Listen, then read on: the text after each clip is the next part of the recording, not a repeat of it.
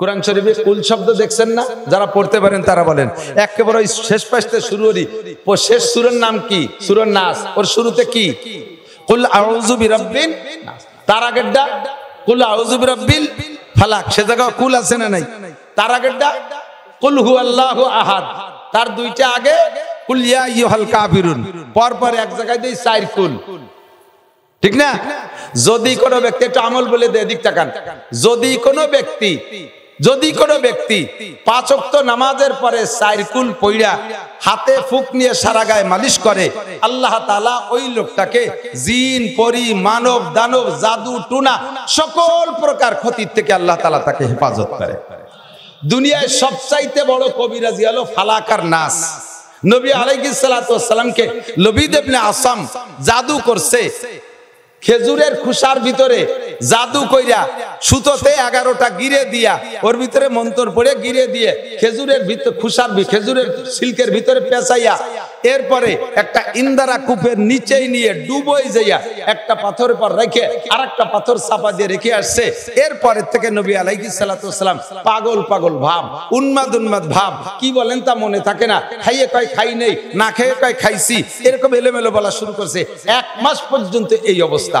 এই অবস্থার ভিতরে হুজুর ঘুমাই গেছেন।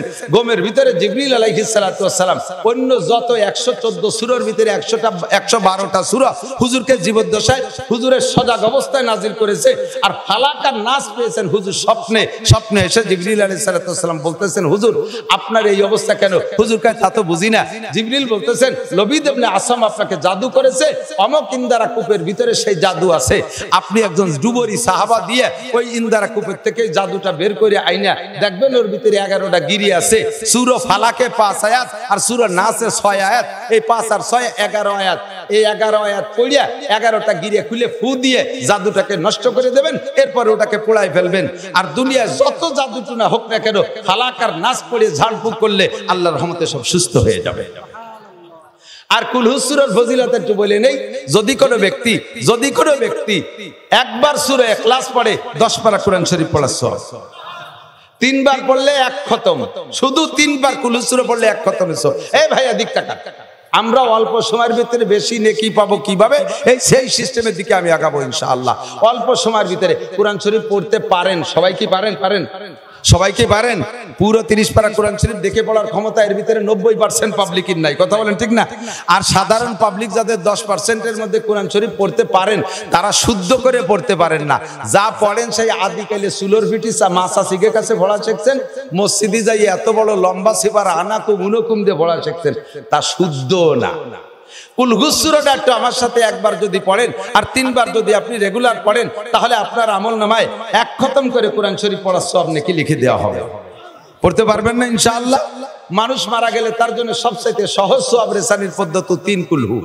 3 কুলহু পড়ে নিয়ত করলে হাত উঠে মুনাজাত করা লাগে না। প্রত্যেকদিন আব্বার জন্য 1 খতম কোরআন শরীফ পাঠিয়ে দিতে পারেন। কবরের কাছে দাঁড়ায় পড়বেন কুলহু আল্লাহু আহাদ আল্লাহু সামাদ লাম ইয়ালিদ ওয়া লাম ইউলাদ ওয়া লাম ইয়াকুল লাহু কুফুওয়ান আহাদ। মনে মনে নিয়ত রাখবেন আমার আব্বা পাবে। যদিও ওই অজ্ঞানী বিজ্ঞানীরা আমাদের এ নিয়ে ক্রিটিসাইজ করে যে কবরে তোমার আব্বার এই যে নেকি যাবে কুল সূরার নেকি, ওতে কোনো তো হুটো দরজা জালনা টালনা রাখনে ডয়ে কোন ভাগ দিয়ে। তো তারে আমরা বলবো, এদিক টাকা, তাকে আমরা জবাব দেব, তোর মোবাইলের মধ্যে টাকা ঢোকে যে হুটোই দিয়া, আমার আব্বার কবরও এই 3 কুলহু সওয়াব ঢোকে সেই হুটোই দিয়া। চট্টগ্রামের থেকে টাকা পাঠাইলে বিকাশে আপনার এই কাশিয়ানের মোবাইলের মধ্যে ঢোকে কি ঢোকে না? টাকা ঢোকার সময় কি দেখা যায় যে এই যে 1000 টাকার নোট ঢুকতেছে, ওই টাকাকে উড়িয়ে এসে ঢোকে। যদি টাকা আকাশ দিয়ে উড়িয়ে এসে মোবাইলের মধ্যে ঢুকতো, তাহলে 100 টাকা পাতাম না, পথে ফুটিয়ে জাল ফাটিয়ে দিত, জালে বাদাইয়া ভেসাল ভাইতে টাকা রেখে দিত। ঠিক না? কই চট্টগ্রাম আর পৃথিবীর যেখান থেকে আমার মোবাইলে আমেরিকা থেকে টাকা আসে, সৌদি আরবে থেকে, এই টাকা মোবাইলের মধ্যে ঢোকে কোন ভাগ দিয়ে? তোর একটা মাথা, বিলের মাথার মতো একটা মাথা, ওর মধ্যে ফটাকখানি গিলু, তাই দিয়ে যদি তুই এমন আবিষ্কার করতে পারিস যে পৃথিবীর যে প্রান্ত থেকে টাকা পাঠাক তোর মোবাইলের মধ্যে ঢোকে, তাহলে আমার আল্লাহর সিস্টেম কুদরত তার চেয়ে 1000 গুণ বেশি পাওয়ারওয়ালা। আমার বাপের আমল নামে আমি পৃথিবীর যে জায়গা বসে কুল সূরা পড়বো, ওই জায়গা কবরের মধ্যে ঢুকতে কোনো জানলা কাটা লাগে না, কোনো ফুটো দরজা লাগে না। আল্লাহ তাআলা পৌঁছে দিতে পারে কি পারে না? 3 কুলহু পড়লে অনায়াসে পৌঁছে যাবে, সর্বশ্রেষ্ঠ ইসালে সওয়াবের পদ্ধতি। তো এমন করে কুল কোরআন শরীফের ভিতরে আছে 332 বার। কয়বার? এ ভাই এদিক কয়বার? 332। কুল শব্দের অর্থ হলো বলো। কুল মানে কপলাম্পেশ, কুল মানে বলো, আর কাপলাম্পেশ কুল মানে খাও। কপলাম্পেশ কুল মানে বলো, কাপলাম্পেশ কুল মানে খাও। বাংলা আপনারা আরবিতে উচ্চারণ পার্থক্য করে করতে পারেন না বিদায় অনেকের নামাজ নষ্ট হয়ে যাচ্ছে। একটু পরে বলি। এই কুল মানে বলো, বলতে বলে আল্লাহ পাক রব্বুল আলামিন বলতেছেন, নবীকে বলতেছেন তাদের কাছে জিজ্ঞাসা করো, কুল হাল ইয়াস্তাবিল্লাযীনা ইয়ালামুনা ওয়াল্লাযীনা লা ইয়ালামুন। হে নবী, উম্মতের কাছে জিজ্ঞাসা করো, জাননেওয়ালা মানুষ আর না জাননেওয়ালা মানুষ, শিক্ষিত মানুষ আর মূর্খ মানুষ কোনোদিন কি সমান হইতে পারে? আপনারা জবাব দেন, কি বলেন? পারে। আপনারা জবাব দেন আর না দেন, আল্লাহ পাক জবাব দিয়ে দিয়েছেন। আল্লাহ ইয়ারফাইল্লাহুল্লাযীনা আমানু মিনকুম ওয়াল্লাযীনা উতুল ইলমা দারাজাত। জাননেওয়ালা মানুষের মর্যাদা না জাননেওয়ালা মানুষের সামনে। আরে শিক্ষিত মানুষের মর্যাদা অশিক্ষিত মানুষের সামনে কেমন? মরা মানুষের সামনে জীবিত মানুষের মর্যাদা যেমন, অন্ধ মানুষের সামনে চক্ষু বিশিষ্ট মানুষের মর্যাদা যেমন। হাল ইয়াস্তাবিল আমা ওয়াল বাসির, চোখওয়ালা আর অন্ধ মানুষ কখনো সমান হতে পারে না। আর জীবিত মানুষ আর মরা মানুষ কোনোদিনও যেমন সমান হইতে পারে না। মূর্খ মানুষ আর অশিক্ষিত মানুষ, মূর্খ মানুষ আর শিক্ষিত মানুষ কোনোদিনও সমান হইতে পারে না। শিক্ষিত মানুষের মর্যাদা দুনিয়ায় আল্লাহ, দুনিয়ায় মানুষের কাছে আছে, আল্লাহ পাকের কাছে শিক্ষিত মানুষের মর্যাদা অনেক বেশি। এ ভাই এদিক তাকান। একজন শিক্ষিত মানুষের শারীরিক পরিশ্রম কম, কিন্তু তার শিক্ষার মর্যাদায় কর্মস্থলে তার চাকরির বেতন অনেক বেশি, ঠিক কি না? এক ইন্ডাস্ট্রিতে চাকরি করে একজনের বেতন 3000। এখন 3000 টাকার যুগ নাই, এ ওয়াজ শুরু হচ্ছে 3000 টাকার আমলেতে। একজন মূর্খ অশিক্ষিত মানুষের বেতন 10,000 টাকা। ডিউটি তার কি? সকাল 8টা থেকে রাত 8টা পর্যন্ত কুলিগিরি করবে। ওই কোম্পানিতে যে প্রোডাক্ট তৈরি হচ্ছে ওইটা মাথায় করে নিয়ে লোড আনলোড করে। সারাদিন বইরে বোঝা বইতে বইতে রাতের বেলা যখন বাড়ি যায় বোঝা যায় না মানুষ না একটা ভূত আইছে। আর যদি আলকাতরা কোম্পানিতে চাকরি হয়, লোকটা যদি মোটা সোটা বুড়িয়ালা হয়, রাতের বেলা আলকাতরা টিন মাথায় আসছে, একটা ফুটো টিন নিতে মাথায় দিয়ে চেয়ারায় পড়ে সারা গা বাইসে কালা হয়ে গেছে। রাতের বেলায় বাসায় গেলে স্ত্রী বুঝতে পারে না স্বামী আইছে না আলকাতরার বেড়ে লাইছে। দুয়াই মুসাই কিরাসিন তেল দিয়ে না হয় দুয়াই পরে হাত দিয়ে ঘরে উঠানো লাগে, ঠিক না? পরিশ্রম তার কি পরিমাণ, বেতন তার 10,000। ওই কোম্পানিতে চাকরি করে আর একটা লোক হুইল চেয়ারে বসে, এসি গাড়িতে আসে, বাথরুমে তার এসি, সব জায়গা তার এসি, তার অফিস রুমে এসি, সব কোম্পানির পক্ষ থেকে দামি দামি বাড়ি তারে দিছে, সব কিছু ওকে। লোকটার ডিউটি হলো আইসে টেবিলে চেয়ারে বসবে, হাজিরা খাতায় সই করবে, অথবা পাঁচ দিয়ে হাজিরা দিয়া কিছুক্ষণ জিম ধরে থাকবে। খাদেম খুদ্দাম আছে 4-5টা, চা নাস্তা, কেক, কোক, পাইপ, পুইপ ইত্যাদি ফিল্টার খাওয়াইয়া কিছুক্ষণ বসায় রাখবে। জিম ধরে থেকে মাঝে মাঝে ইন্ডাস্ট্রিজের মধ্যে একটা গুল্লি দিয়ে চলে যায়। আই এম ভেরি উইক, আজকে বেশিক্ষণ থাকতে পারতেছি না। মাসে 3 দিন 4 দিন 5 দিন ডিউটি করে আর ভেরি উইক হয়ে চলে যায়। মাসের 1 তারিখে 3 লাখ টাকা বেতন। এই যারা লেখাপড়া শুইস না, 7.5 পাস করে অটো একখান দিয়ে রাস্তায় নামিয়ে গেছো, নসিমনের ধাক্কা খাইয়ে খালের মধ্যে যে চিতে পড়ি দাও। লেখাপড়া বাদ দিয়ে খালি মোটর সাইকেল, লেখাপড়া করবো কি? সব জায়গা খালি বৈষম্য, চাকরি বাকরি দেয় না, পড়ালেখা শিখলে তাকে বলি লাভ কি? এটাও একটা কথা, এটা তবে ভালো করে মনে রাখো, লেখাপড়া জানলেওয়ালা শিক্ষিত আর মূর্খর ভিতরে আকাশ পাতালের পার্থক্য। কথা বলেন ঠিক কি ঠিক না? আমরা ছোটবেলা পড়তাম, মন দিয়ে করো সবে বিদ্যা উপার্জন, সকল ধানের চেয়ে বিদ্যা মহাদান, এই দান নাহি কেউ নিতে পারে কেড়ে, যতই করি বেদান ততই যাবে বেড়ে। দুনিয়ার সব কিছু দিলে সাথে সাথে কমে যায়, আর দুনিয়ায় বিদ্যা যত দেবেন সঙ্গে সঙ্গে বাড়ে। বিদ্যা কোনোদিন বিদ্যানের থেকে কমে যায় না, ঠিক কি ঠিক না? এই ধন নাহি কেউ নিতে পারে কেড়ে, আরে টাকা পয়সা কেড়ে নিয়ে যেতে পারে, বিদ্যা কেড়ে নিয়ে যেতে পারে না। ভালো করে মন দিয়ে লেখাপড়া করো, একটু ভালো করে পড়ো, অত তাড়াতাড়ি ইনকাম করতে লাগবে না। আমি যারা স্কুল কলেজে পড়তেছে তাদেরকেই বলি, যারা বড় শিক্ষিত তারা চেয়ারে বসে 103 লাখ টাকা কামাই করে, আর যারা মূর্খ তারা 8 ঘন্টা সকাল থেকে নিয়ে রাত 8টা পর্যন্ত সেই মুটিয়াগিরি কুলিগিরি করে মাত্র 10,000 টাকা কামাই করে। পার্থক্য কোথায়? এটা শিক্ষিত আর ওটা মূর্খ। কথা বলুন ঠিক কি ঠিক না? এখন জাগতিক ভাবে আমরা মনে করি আইএ বিএমএ বিসিএস পাস করলে শিক্ষিত, আল্লাহ পাক রব্বুল আলামিন এই শিক্ষারে শিক্ষা বলে না। এটা দুনিয়ায় বেঁচে থাকার জন্য একটা উপকরণ, এটা ইনকাম করে খা, দুনিয়া কামাই করে খাওয়ার জন্য একটা ব্যবস্থা। মূল শিক্ষিত কাকে বলে, মূল শিক্ষিত কাকে বলে? নবী পাক বলেন খায়রুকুম মান তাআল্লামাল কুরআনা ওয়া আল্লামা। তোমাদের মধ্যে সবচাইতে বড় শিক্ষিত, তোমাদের মধ্যে সবচেয়ে বেশি দামি, তোমাদের মধ্যে সবচাইতে বেশি দামি ওই ব্যক্তি যে কোরআন শিক্ষা করে আর কোরআন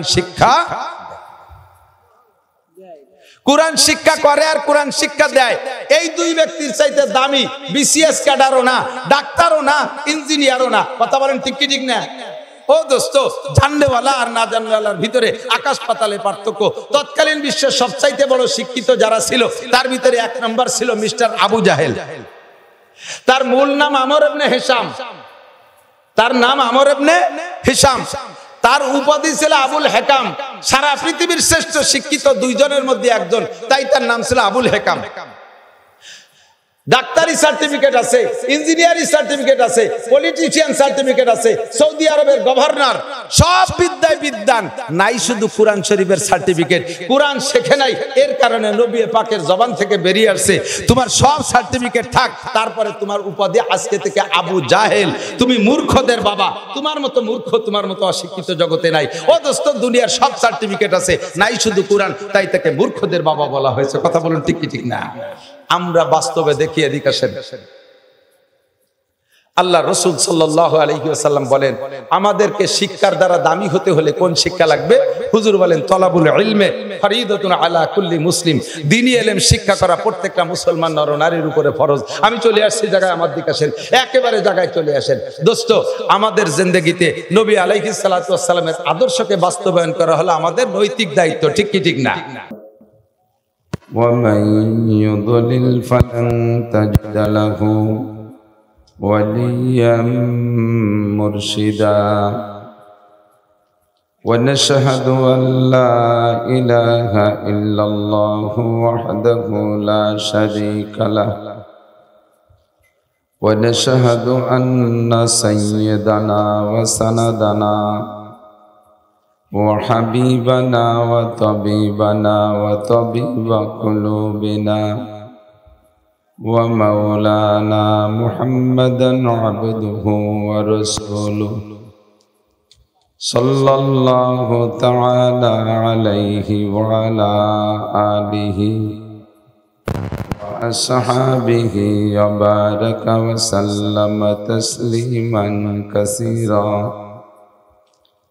أما بعد فأعوذ بالله من الشيطان الرجيم بسم الله الرحمن الرحيم قل هل يستوي الذين يعلمون والذين لا يعلمون إنما يتذكر أولو الألباب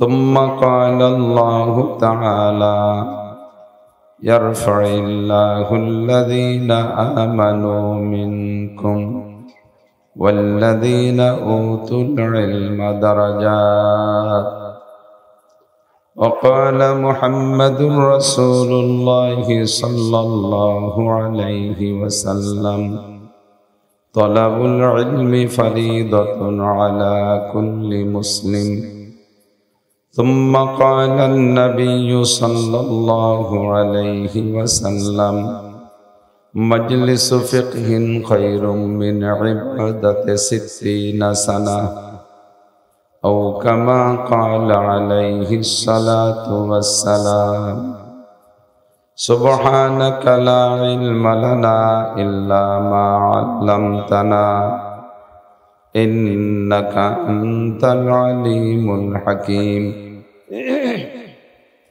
جزى الله عنا محمدا ما هو أهله سبحان الله وبحمده سبحان الله العظيم رب اشرح لي صدري ويسر لي أمري واحلل عقدة من لساني يفقهوا قولي رب زدني علما اللهم أرنا الحق حقا وارزقنا اتباعه وأرنا الباطل باطلا وارزقنا اجتنابه সকলে বলি আমিন। একটু দুরূদ শরীফ পড়ি, আল্লাহর রহমত 10 গুণ বেড়ে যাবে।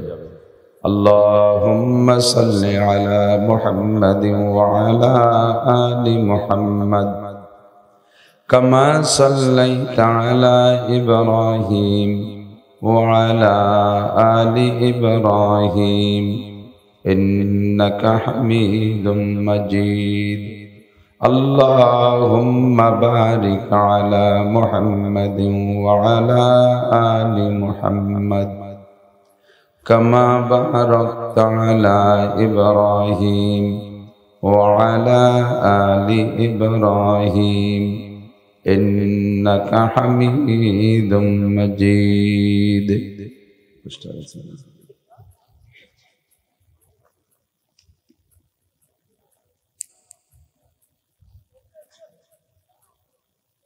ঐতিহ্যবাহী বালিয়াডাঙ্গা কাকদি কাঠামদার বস্তা মদিনাতুল উলুম ক্যাডেট মাদ্রাসার উদ্যোগে আয়োজিত দ্বিতীয় বার্ষিক হজ মাহফিল।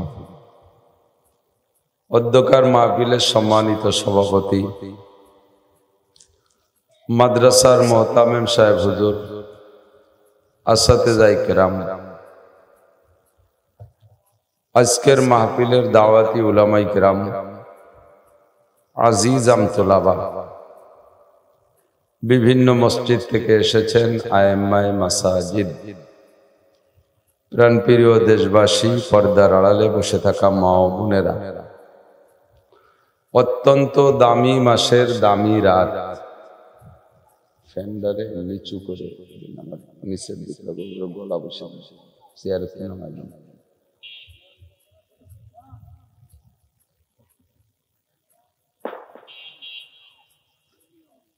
চেয়ার সরাই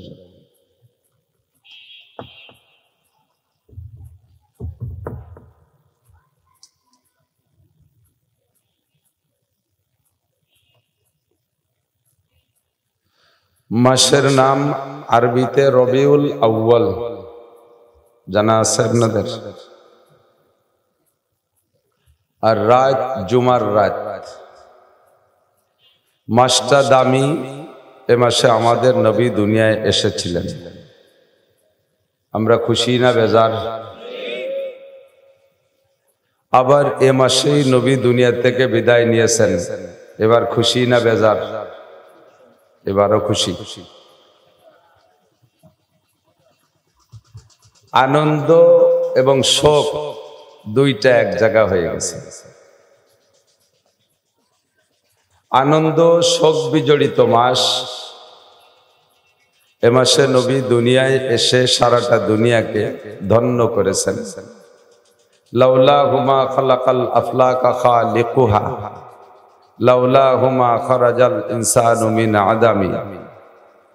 যে নবীকে না বানাইলে আল্লাহ তাআলা দুনিয়ার অনেক কিছু বানাইতেন না।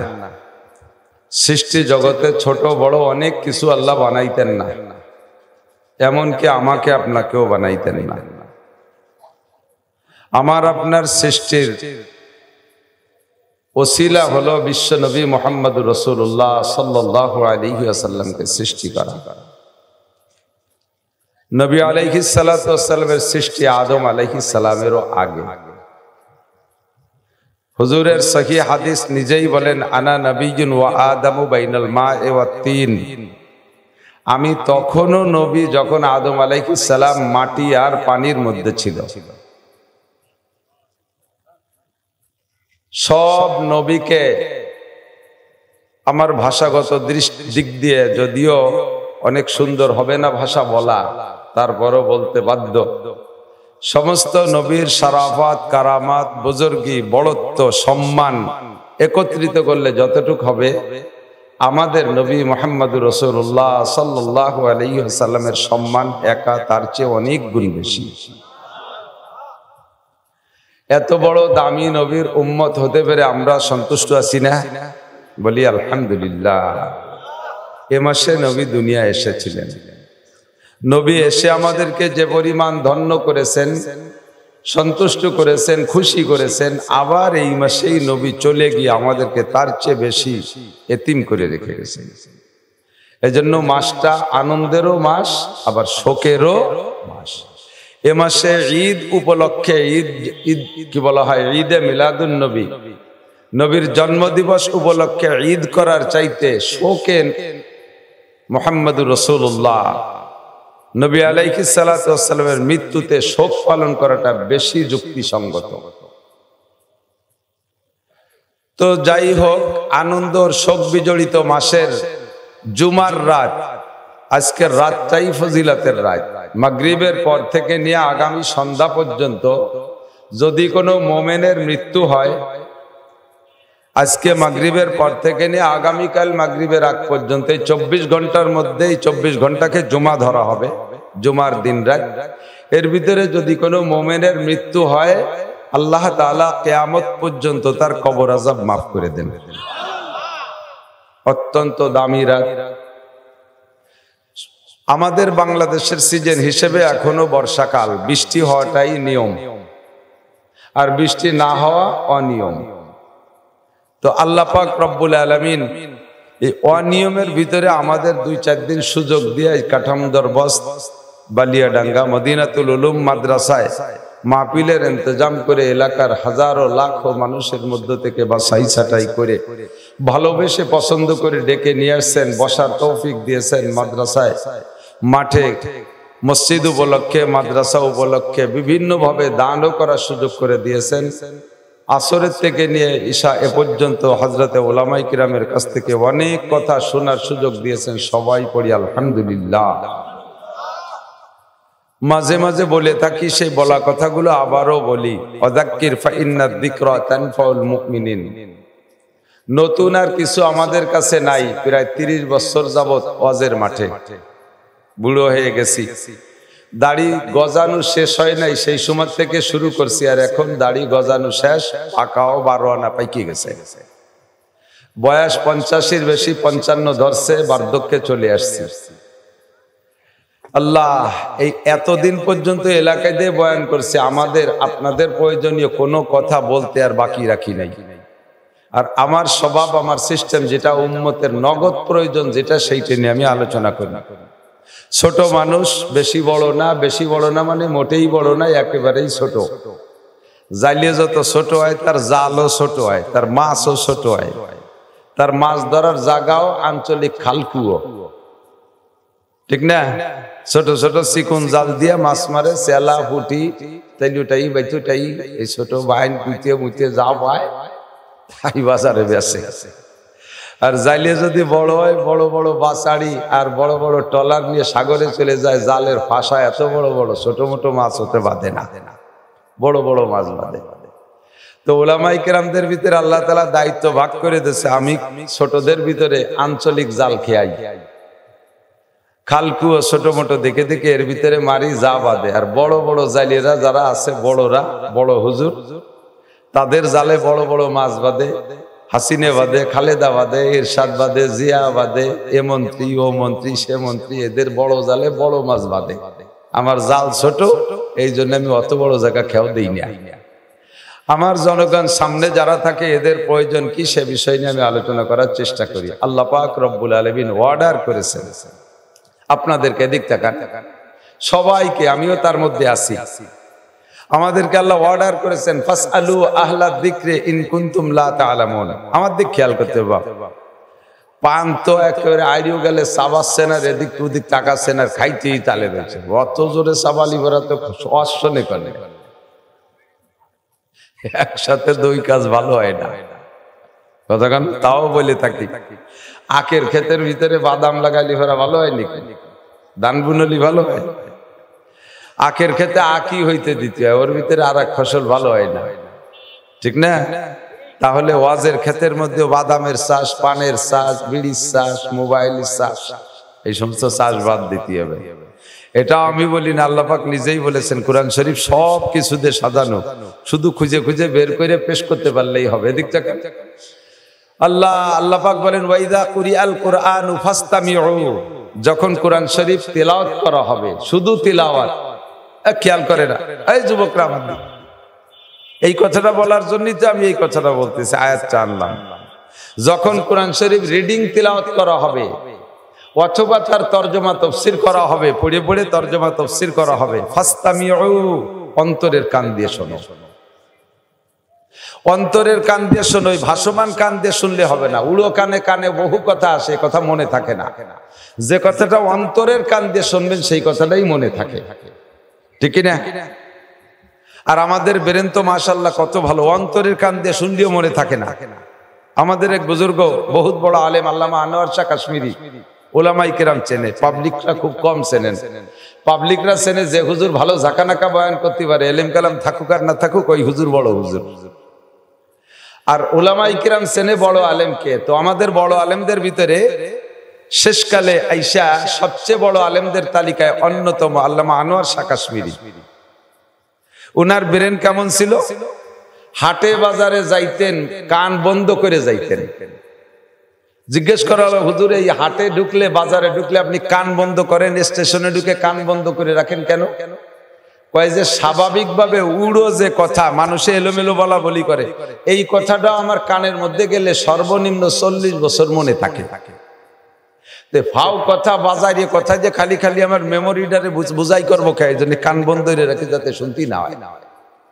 আর যে কথাটা আমি মনে রাখবো বলে শুনি ওইটা আমি জীবনেও ভুলি না, বলবেন না সুবহানাল্লাহ? আর আমি আপনি মনে রাখবো বলে শুনলিও জাগাইতে ভুলে যাই, এই জায়গা কি বিল্লাহ নাউজুবিল্লাহ। দুই ইংরেজ দিল্লির রেল স্টেশনে দুই ইংরেজ বৈশা তুমুল ঝগড়া। ওই জায়গা উপস্থিত শুধু আনোয়ার শাহ কাশ্মীরি, আল্লামা আনোয়ার শাহ কাশ্মীরি ওখানে উপস্থিত। দুই ইংরেজ ঝগড়া করতেছে ইংরেজিতে। উনি ইংরেজি জানেও না, ইংরেজি কোনোদিন পড়েও নাই। আমার ফুকরা মোহতাম সাহেব হুজুর বলতেন ইংরেজিতে আমি আলিফ জানি না, ইংরেজিতে আলিফ আছে লিখছে। তো উনি ইংরেজিতে আলিফ জানে না। উনার সামনে দুই ইংরেজ ঝগড়া, প্রায় মারামারি লাগার মতো ঝগড়া যখন করে তখন তো যার যার কায়দায় বলে। ও কথার কি একজনের কথা শেষ হলে আর একজনে কয়নি, একটার মধ্যে একটা আইলো জেলো মারতেই থালে আছে। অবশেষে দুইজনের বিষয়টা নিয়ে মামলা হইছে। মামলা হইলে কোর্টে তো সাক্ষী চাই। তো বললো যে আপনাদের সাক্ষী আছে? তখন কয় এক মৌলবী সাহেব ছিল, তাই ছাড়া আর কেউ ছিল না। কয় সেই মৌলবী সাহেবরে আনলে উনি যদি বলতে পারে, উনি যা বলবে উনার কথা অনুযায়ী বিচার হবে। পরে অনেক খোঁজাখুঁজি করে ওই দুইজন পাইছে সেই মৌলবী সাহেব আনোয়ার শাহ কাশ্মীরিকে। তা আনোয়ার শাহ কাশ্মীরিকে নিয়ে কোর্টে নেওয়ার পরে জজ সাহেব বলছে যে আপনি কি এই দুজনে ঝগড়ার সময় ছিলেন? বলে জি ছিলাম। তো দুইজনে কি বলা বলি করছে বলতে পারবেন? কয় যে দুইজনে বলছে ইংরেজি, অত আমি ইংরেজিতে বুঝি না। তবে দুইজনে ঘন্টাখানিক ঝগড়া করছে, ওই ঝগড়ার ভিতরে যা বলা বলি করছে যে ইংরেজি টুক হুবহু দুইজনেরটা আমি শুনেই দিতে পারি কিনা কি কইছে। এই দুইজনের এলোপাতাড়ি ইংরেজি উনি শুনে দিয়েছে, অথচ ইংরেজিতে একটা ওয়ার্ডের তর্জমা উনি জানে না। Computer tape record. তো যে কথাগুলো উনি অন্তর দিয়ে খেয়াল করে শোনে ওটা কোনোদিন ভোলে না, আর যেটা উড়ো শোনে ওটা 40 বছর মনে থাকে। আমাদের ব্রেন লক্ষ্য করে শুনলেও মনে থাকে না, আর সেই জায়গা যদি বাদাম চানাচুর পান সাবা সাবির মধ্যে শোনেন তাহলে তো হবেই না। লম্বা সময় এখানে দেন, আরো ঘন্টাখানিক দেবেন। এই সময়টার হিসাব কিয়ামতে আল্লাহর কাছে দেওয়া লাগবে কি লাগবে না? আমারও হিসাব দেওয়া লাগবে যে তোমারে এত যত্ন করিয়া প্রধান বক্তা বানাইয়া পোস্টারে কত পয়সা খরচ করে খাওয়াই দাওয়াইয়া একেবারে আইডিয়া মাতান মাথায় নিয়ে তোমার স্টেজে বসাইছে, তুমি বিটাকে কি দেছো? আমাকেও জিজ্ঞাসা করা হবে। আমি যদি আলাং ফালাং ফাও কথা কইয়া সময় নষ্ট করে চলে যাই, তাহলে আজকে যেমন সম্মানের সাথে উঁচু জায়গা বসাইছে, আপনারা নিচে আসেন দেখতেছেন, কিয়ামতের ময়দানে আমারও এরকম একটা উঁচু জায়গায় বসাইয়া আমার পাশার চামড়া ছিলিয়ে ফেলাই দেবে বাড়ি। কাজেই আমারও হিসেব নিকাশ করে সময়টা কাটাইতে হবে। আবার আমি মায়ের খেলাম বলে আপনি খুশিতে খানিক হাসিয়ে দিলেন, আপনারও ভাষার চামড়া থাকবে না। ঘন্টা খানিক বসে কি নিয়ে গেছো? এই জন্য প্রত্যেকের বাসায় ভালো করে তেল মাখায় যাবেন যাতে বাড়ি স্লিপ করে। একটু বুঝে শুনে সামনে আগাতে হবে। তো আল্লাহ পাক কি বললেন, ফাস্তামিউ, অন্তরের কান দিয়ে শোনো। আপনারা কি অন্তরের কান দিয়ে শুনতে রেডি? কথা বলেন রেডি? তাহলে সেম খেজুর গাছ আর ঠিলিয়া এরকম থাকতে হবে। খেজুর গাছ কাটে ঠিলে পাতে না, নালির থেকে যদি আধখানিক জুলাইয়ে ঠিলে পাতে তালি লুজ করিয়া রস কি ঠিক মতো পড়বে? ডিল করে বাতলে বাতাসে দুল খাবে, তারপরে বাদুর সাংসিয়া শালিক কাকশালিকি ঠেলা ধাক্কা দেবে, রস ঠিক মতো পড়ে যাচ্ছে, কিন্তু আপনার ঠিলে বাতার অপরাধের কারণে রস ভিতরে কম গেছে, বাইরে পড়ে গেছে বেশি। বক্তা খেজুর গাছ মুখ একটা নালি, শ্রোতারা ঠিলে কলস টাইট করে পাতা থাকতে হবে, একেবারে মুখ টু মুখ, চোখ টু চোখ। তাহলে আমার মুখ থেকে যা বের হবে আপনার ঠিলের মধ্যে যাবে। এক গিলাস চুমুক দিয়েও খাতে পারবেন, জাউরান দিয়ে খাতে পারবেন, জালালি গুড় হবে, ইত্যাদি ইত্যাদি হবে। আর যদি ডিলে করে বাতেন, ঠেলা ধাক্কার অভাব নাই, শয়তান কাকশালি ঘুরতে তালে রয়েছে, বিভিন্ন কিছু মনের মধ্যে আনি দেবে, কথা ঢুকবে না। এই 1-1.5 ঘন্টা বসা বৃথা যাবে, আপনি কিচ্ছু নিয়ে যেতে পারবেন না। আমি কিস্সা কাহিনী অনেক জানি আলহামদুলিল্লাহ। কোরআন হাদিসে বহুত কসাস, আল্লাহ পাক নিজেই কোন কোন কিস্সা আলোচনা করে বলেন আহসানাল কসাস। ইউসুফ আলাইহিস সালামের গল্পটা বলতে যে আল্লাহ বলেন অনেক কিস্সা বলেছি, তবে কোরআন শরীফের ভিতরে সবচেয়ে মজাদার কিস্সা হলো ইউসুফ আলাইহিস সালামের কিস্সা।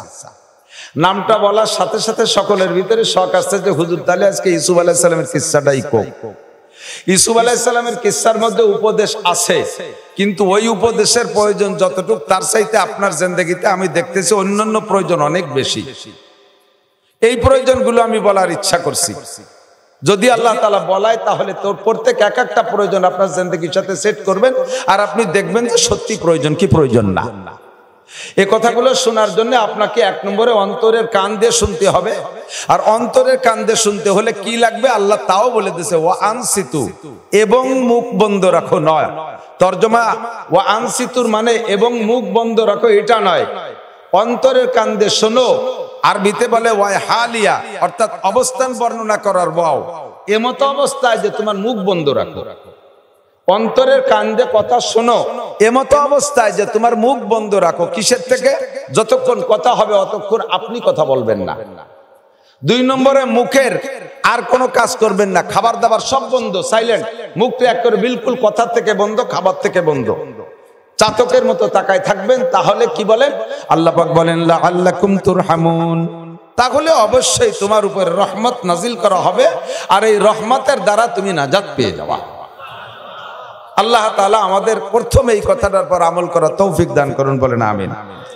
কোরআনে কারীমের ভিতরে বিশেষ বিশেষ কিছু কথা আছে যে কথাগুলো ইম্পর্টেন্ট, আবার কিছু কথা আছে তার চেয়ে বিশেষ, যার নাম ভেরি ভেরি ইম্পর্টেন্ট, বেশি জরুরি। তো যে কথাটা যত বেশি জরুরি ওই কথাটা আল্লাহ পাক অত বেশিবার আলোচনা করছেন। খেয়াল করতেছেন সবাই? আজকে কিছুক্ষণের জন্য আমাকে উস্তাদ মানতে হবে, আপনারা বয়সে বেশি হলেও ছাত্র হিসেবে বসতে হবে। উস্তাদ আর ছাত্রের ভিতরে যে সম্পর্ক, যে ভদ্রতা, এই ভদ্রতার পরিচয় দিতে হবে। নীরবে কথা শুনবেন, পেটের মধ্যে যা আছে সব খালি করে, নতুন করে পাত্রটা খালি করে হা করে রাখেন, যাতে দিলি কিছু ঢোকে। কোরআন শরীফের ভিতরে যে বিষয়গুলো আল্লাহ তাআলা বেশি প্রয়োজন মনে করেছেন ওইগুলোকে একটু বেশি আলোচনা করেছেন, যেগুলো আরো বেশি প্রয়োজন সেগুলো আরো বেশি আলোচনা করেছেন। যেমন নামাজ, মুসলমানের ইবাদতের ভিতরে অন্যতম ইবাদত নামাজ, আলোচনা করেছেন 82 বার। কতবার? 82 বার। নামাজের চাইতে আমার জানা মতে মুসলমানের জিন্দেগিতে আর এর চেয়ে গুরুত্বপূর্ণ ইবাদত হতে পারে? কথা বলে না, হতে পারে? একটা মানুষ হিন্দু থেকে মুসলমান হয়েছে এখন এই মাত্র। মুসলমান হওয়ার সাথে সাথে বুনিয়াল ইসলাম আলা খামসিন, শাহাদাতি আল্লাহ ইলাহা ইল্লাল্লাহ, ওই লোকটার উপরে 5টা জিনিস চলে আসছে। ওরে ঈমান আর ইসলামকে টিকিয়ে রাখার জন্য 5টা খুঁটি তার তৈরি করতে হবে। 1 নম্বরে মুখে পড়তে হবে, আপনারাও পড়েন, আশহাদু আল্লা ইলাহা ইল্লাল্লাহ ওয়া আশহাদু আন্না মুহাম্মাদান আবদুহু ওয়া রাসূলুহু। এই কথাটা ওই লোকটাকে মুখে বলা 1 নম্বর ফরজ। এই কলেমা পড়ার সঙ্গে সঙ্গে লোকটার উপরে আরো 4টে জিনিস এসে গেছে। চারটের ভিতরে 1 নম্বরে নামাজ, 2 নম্বরে রোজা, 3 নম্বরে যাকাত, 4 নম্বরে হজ। আগে কলেমা, এরপরে এই 4টা। কথা কি বোঝা যাচ্ছে? এবার যেই 4টা কলেমা পড়ার পরে বলছি এই 4টের ভিতরে প্রথম কি, বাকি 3টে আসার জন্য সময় লাগবে। ফরজ হওয়ার জন্য আরো 6 মাস লাগবে। যাকাত ফরজ হওয়ার জন্য মাল লাগবে। হজ ফরজ হওয়ার জন্য মাল ও তৌফিক লাগবে। ঠিক কি ঠিক না? কিন্তু এখনই কলেমা পড়ার সাথে সাথে ওই লোকটার উপরে সর্বপ্রথম ইবাদত কোনটা এসেছে তো ধরবে? নামাজ। কোনটা? ফজরের আগ পর্যন্ত, ফজরে ওয়াক্ত হওয়ার আগ পর্যন্ত তার ইশার নামাজ পড়তেই হবে। ঠিক কি না? যেই লোকটা, যেই বাচ্চাটা নাবালেগ ছিল, এই 10 মিনিট আগে ছেলেটা সাবালেগ হয়েছে, এখনই সর্বপ্রথম ছেলেটার উপরে যেই ফরজটা আসছে সেটা হলো মুখে কলেমা পড়তে হবে, এরপরে তাকে 1 নম্বরে নামাজ। ঠিক না? এই জন্য আমার আপনার জানা মতে মুসলমানের শ্রেষ্ঠ ইবাদতের নাম কি? এই জন্য আল্লাহ তাআলা তা আলোচনা করছেন কোরআন শরীফের ভিতরে 82 বার। একবার বললেই তো যথেষ্ট ছিল, কিন্তু কতবার? এর চাইতে গুরুত্বপূর্ণ আরো যদি কিছু থাকে সেটাও আমি বুঝবো কোরআনে কারিমের আলোচনার মাধ্যমে। কোরআন শরীফের ভিতরে, কোরআন শরীফের ভিতরে এর চেয়েও বেশি আলোচিত হয়েছে আরেকটা জিনিস। এর চেয়ে বেশি আলোচিত হয়েছে আরেকটা জিনিস। সেইটা কি জানেন? সেটা হলো জিহাদ। বলেন কি? জিহাদ একটু বলেন। আমলিগির লোকের উপরে জিহাদ ফরজ না নফল? কথা কয় না। বিএনপি এলাকার উপরে, জাতীয় পার্টি, কলেমা পড়া মুসলমান যারা আছে সকলের উপরে জিহাদ ফরজ। জিহাদ কখনো জিহাদ ফরজে কিফায়া, জানাজার নামাজের মতো 50-60 জন যুদ্ধ করে আসলি পরে বাকিরা জিম্মাদারি খালাস। আবার কখনো কখনো জিহাদ ফরজে আইন, যে সময় ঘুমসান লেগে গেছে সে সময় নারী আর পুরুষ সাবালেক যারা আছে বসে থাকার কোনো অধিকার নাই। লাঠি সুটা দাও কাছে খুন্তা করে যার কাছে যা আছে ফেনা বটি নিয়ে নেবে ভর্তি হবে। ফরজে আইন এইটার আলোচনা কোরআন শরীফের ভিতরে হয়েছে কতবার জানেন? 682 বার। নামাজ সর্বশ্রেষ্ঠ ইবাদত বলে ওটার আলোচনা পাইছি 82 বার। এর চাইতে আরো 600 বার বেশি আলোচনা হয়েছে কোরআন শরীফের ভিতরে জিহাদের আলোচনা। তাহলে বোঝা যায় নামাজের চাইতে জিহাদ গুরুত্ব। আমি একটু প্রমাণ করে বুঝাই দিয়ে আবার আলোচনার দিক চলে যাব। এই জায়গা আমার আলোচনা না, এদিকে আসেন। রোজায় অনেক কষ্ট। রোজা রাখতে কষ্ট হয় না আপনাদের? বৈশাখ জ্যৈষ্ঠ মাসে রোজা তো রাখছেন মুরব্বীরা, কষ্ট হয় না? তো রোজায় প্রচুর কষ্ট হয়ে গেছে বিদায় আপনি কি আল্লাহরে বলতে পারবেন, আল্লাহ রোজায় কষ্ট হয়ে গেছে, আমি আজকে ঈশার নামাজ পড়বো না? হ্যাঁ, আল্লাহ কি কোন জায়গা বলে দিয়েছে যে রোজায় কষ্ট হলে তোমার নামাজ পড়া লাগবে না? নামাজ বাদ দাও, পরে আর একদিন পড়ে দিও, সুযোগ আছে। হজ যারা করেছেন, হাজি সাহেব যদি কেউ থাকেন আমার সাথে সাক্ষী দিবেন। আর ইদানিং হজ হয়ে গেছে বড় সহজ, সব জায়গা গাড়িতে যাওয়া যায়, আর ইচ্ছে করলে পায়ে হেঁটেও হজ করা যায়। হজ করার জন্য যদি আপনি 9 তারিখে মাগরিবের আজানের পরে আরাফাত থেকে রওনা দিতে হয়, গাড়িতে যাওয়া যায় মুজদালিফায়, কষ্ট হয় না। তাও মুজদালিফায় 11 কিলোমিটার পথ যাইতে গাড়িতে 3-4 ঘন্টা সময় লেগে যায়, এত জ্যাম। আর পায়ে হেঁটে যদি যান, মাগরিবের নামাজের আজানের পরে ওখানে নামাজ পড়া যাবে না। আজান হবে আরাফাতে, কিন্তু নামাজ হবে না। নামাজ পড়তে হবে মুজদালিফায় যাইয়ে, যত রাত হোক রাস্তায় পড়লেও হবে না, ওই নামাজ আবার পড়ে দিতে হবে। রাস্তায় পড়লে হবে না। আরাফাত থেকে মাগরিবের আজান হওয়ার পরে হজের উদ্দেশ্যে মুজদালিফার উদ্দেশ্যে রওনা দেবেন।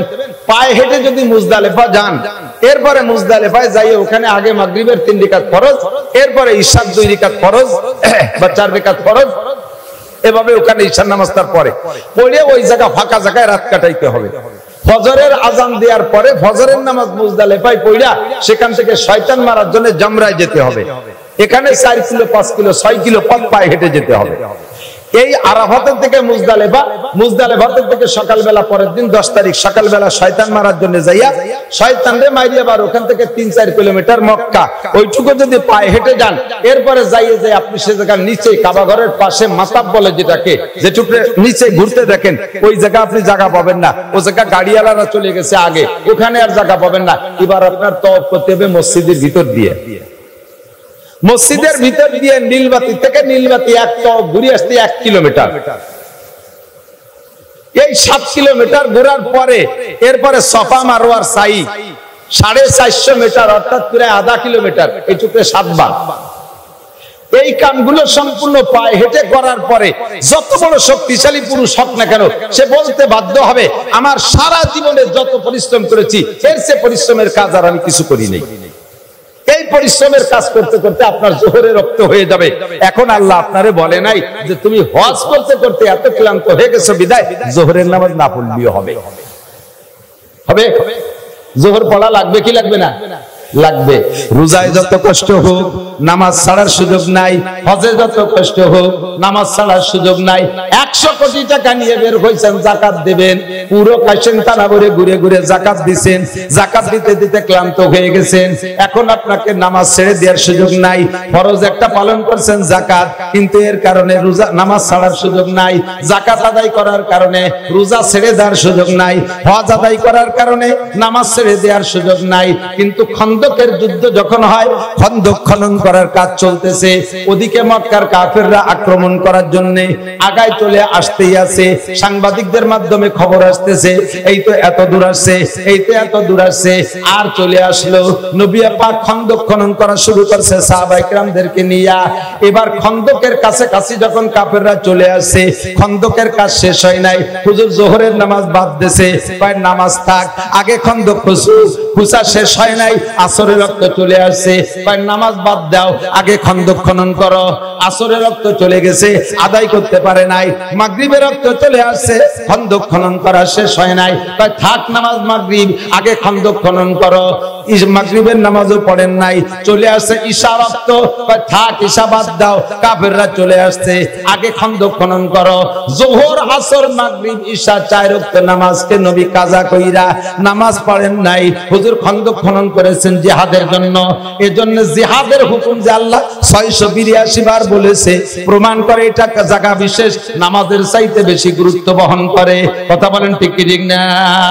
আর মুসলমান নামাজ পড়তে রাজি, রোজা রাখতে রাজি, হজ করতে রাজি, উমরা করতে রাজি, টাকা হইলে যাকাত দিতে রাজি, দাড়ি রাখতে রাজি, সমস্ত বিধান পালন করতে রাজি। কিন্তু এক শ্রেণীর মুসলমানের কাছে যখন জিহাদের আলোচনা করব, তখন তারা বলে এগুলো জঙ্গি হুজুর, এগুলো লাদেন বাহিনী, এগুলো অমক দলের হুজুর, ইত্যাদি ইত্যাদি বলে গালি দেয়। যেই লোকটা এ সমস্ত উক্তি করে, ওই লোকটার ঈমান নষ্ট হয়ে গেছে।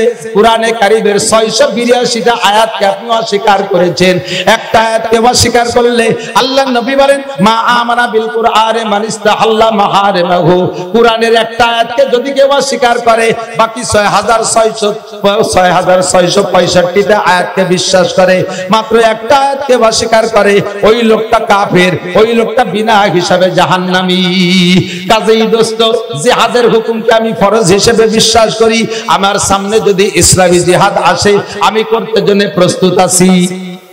কারা কারা জিহাদের জন্য প্রস্তুত আছেন? তো যখনই ডাক আসবে রেডি, ডাক আসলে রেডি। আল্লাহ তাআলা আমাদের তৌফিক দান করে, বলেন আমিন। হুজুর বলেন জিহাদের সাথে তুমি শহীদি মরণের তামান্না রাখবা, শহীদি মরণের তামান্না রাখবা। তাতে যদি তুমি স্বাভাবিকভাবেও মরো, তাহলে কিয়ামতে আল্লাহ তাআলা তোমাকে শহীদি দরজায়। কোরআন শরীফে কুল শব্দ দেখছেন না? যারা পড়তে পারেন তারা বলেন। একেবারে ওই শেষ পাশে শুরু করি, ও শেষ সূরার নাম কি? সূরা নাস। ওর শুরুতে কি? কুল আউযু বিরাব্বিন নাস। তার আগেরটা কুল আউযু বিরাব্বিল ফালাক। সে জায়গায় কুল আছে না নাই? তার আগেরটা কুল হুয়াল্লাহু আহাদ। তার দুইটা আগে কুল ইয়া আইয়ুহাল কাফিরুন। পরপর এক জায়গায় দেই 4 কুল, ঠিক না? যদি কোনো ব্যক্তি, একটা আমল বলে দেয়, দিক তাকান, যদি কোনো ব্যক্তি 5 ওয়াক্ত নামাজের পরে 4 কুল পইড়া হাতে ফুক নিয়ে সারা গায়ে মালিশ করে, আল্লাহ তাআলা ওই লোকটাকে জিন, পরী, মানব, দানব, জাদু, টুনা সকল প্রকার ক্ষতি থেকে আল্লাহ তাআলা তাকে হেফাজত করে। দুনিয়ায় সবচাইতে বড় কবিরাজি হলো ফালাক আর নাস। নবী আলাইহিস সালাতু ওয়াস সালামকে লবিদ ইবনে আসাম জাদু করছে। খেজুরের খোসার ভিতরে জাদু কইরা সুতোতে 11টা গিরে দিয়া ওর ভিতরে মন্ত্র পড়ে গিরে দিয়ে খেজুরের ভিতর খেজুরের সিল্কের ভিতরে পেঁচাইয়া এরপরে একটা ইন্দারা কূপের নিচেই নিয়ে ডুবোই যাইয়া একটা পাথরের পর রেখে আর একটা পাথর চাপা দিয়ে রেখে আসছে। এরপরের থেকে নবী আলাইহিস সালাতু ওয়াসসালাম পাগল পাগল ভাব, উন্মাদ উন্মাদ ভাব, কি বলেন তা মনে থাকে না, খাইয়ে কয় খাই নেই, না খেয়ে কয় খাইছি, এরকম এলোমেলো বলা শুরু করছে। 1 মাস পর্যন্ত এই অবস্থা। এই অবস্থার ভিতরে হুজুর ঘুমাই গেছেন। ঘুমের ভিতরে জিবরিল আলাইহিস সালাতু ওয়াসসালাম অন্য যত 114 সূরার ভিতরে 112টা সূরা হুজুরকে জীবদ্দশায় হুজুরের সজাগ অবস্থায় নাজিল করেছে। আর ফালাক আর নাস পেয়েছেন হুজুর স্বপ্নে এসে জিবরিল আলাইহিস সালাতু ওয়াসসালাম বলতেছেন, হুজুর আপনার এই অবস্থা কেন? হুজুর কয় তা তো বুঝি না। জিবরিল বলতেছেন, লবিদ ইবনে আসম আপনাকে জাদু করেছে, অমক ইন্দারা কূপের ভিতরে সেই জাদু আছে। আপনি একজন ডুবরি সাহাবা দিয়ে ওই ইন্দারা কূপের থেকে জাদুটা বের করে আইনা দেখবেন ওর ভিতরে 11টা গিরি আছে। সূরা ফালাকে 5 আয়াত আর সূরা নাসে 6 আয়াত। এই 5 আর 6 11 আয়াত। এই 11 আয়াত পড়িয়া 11টা গিরে খুলে ফু দিয়ে জাদুটাকে নষ্ট করে দেবেন, এরপর ওটাকে পোড়াই ফেলবেন। আর দুনিয়ায় যত জাদু না হোক না কেন, ফালাক আর নাস পড়ে ঝাড়ফুঁক করলে আল্লাহর রহমতে সব সুস্থ হয়ে যাবে। আর কুল হু সূরার ফজিলত একটু বলে নেই, যদি কোনো ব্যক্তি একবার সূরা ইখলাস পড়ে 10 পারা কোরআন শরীফ পড়ার সওয়াব, 3 বার পড়লে 1 খতম, শুধু 3 বার কুল হু সূরা পড়লে 1 খতমের সওয়াব। এই ভাইয়া দিক টাকা, আমরা অল্প সময়ের ভিতরে বেশি নেকি পাবো কিভাবে, সেই সিস্টেমের দিকে আমি আগাবো ইনশাআল্লাহ। অল্প সময়ের ভিতরে কোরআন শরীফ পড়তে পারেন সবাই? কি পারেন? সবাইকে পারেন? পুরো 30 পারা কোরআন শরীফ দেখে পড়ার ক্ষমতা এর ভিতরে 90% পাবলিকের নাই, কথা বলেন ঠিক না? আর সাধারণ পাবলিক যাদের 10%-এর মধ্যে কোরআন শরীফ পড়তে পারেন, তারা শুদ্ধ করে পড়তে পারেন না। যা পড়েন সেই আদিকালে সুলোর বিটি মাসা শিখে কাছে পড়া শিখছেন, মসজিদে যাই এত বড় লম্বা সিপার আনাকুম উনকুম দিয়ে পড়া শিখছেন, তা শুদ্ধ না। কুল হু সূরাটা একটু আমার সাথে একবার যদি পড়েন আর 3 বার যদি আপনি রেগুলার পড়েন, তাহলে আপনার আমল নামায় 1 খতম করে কোরআন শরীফ পড়ার সওয়াব নাকি লিখে দেওয়া হবে। পড়তে পারবেন না ইনশাআল্লাহ? মানুষ মারা গেলে তার জন্য সবচেয়ে সহজ সওয়াব রেসানির পদ্ধতি 3 কুল হু। 3 কুল হু পড়ে নিয়ত করলে হাত উঠে মুনাজাত করা লাগে না। প্রত্যেকদিন আব্বার জন্য 1 খতম কোরআন শরীফ পাঠিয়ে দিতে পারেন। কবরের কাছে দাঁড়ায় পড়বেন কুল হু আল্লাহু আহাদ আল্লাহুস সামাদ লাম ইয়ালিদ ওয়া লাম ইউলাদ ওয়া লাম ইয়াকুল লাহু কুফুওয়ান আহাদ। মনে মনে নিয়ত রাখবেন আমার আব্বা পাবে। যদিও ওই অজ্ঞানী বিজ্ঞানীরা আমাদের এ নিয়ে ক্রিটিসাইজ করে যে কবরে তোমার আব্বার এই যে নেকি যাবে কুল হু সূরার নেকি, ওতে কোনো তো হুটো দরজা জালনা টালনা রাখুন, ডোয়ে কোন ভাগ দিয়ে। তো তারে আমরা বলবো এদিক টাকান, তাকে আমরা জবাব দেব, তোর মোবাইলের মধ্যে টাকা ঢোকে যে হুটোই দিয়া, আমার আব্বার কবরও এই 3 কুল হু সওয়াব ঢোকে সেই হুটোই দিয়া। চট্টগ্রামের থেকে টাকা পাঠাইলে বিকাশে আপনার এই কাশিয়ানের মোবাইলের মধ্যে ঢোকে কি ঢোকে না? টাকা ঢোকার সময় কি দেখা যায় যে এই যে 1000 টাকার নোট ঢুকতেছে, ওই টাকা কি উড়িয়ে এসে ঢোকে?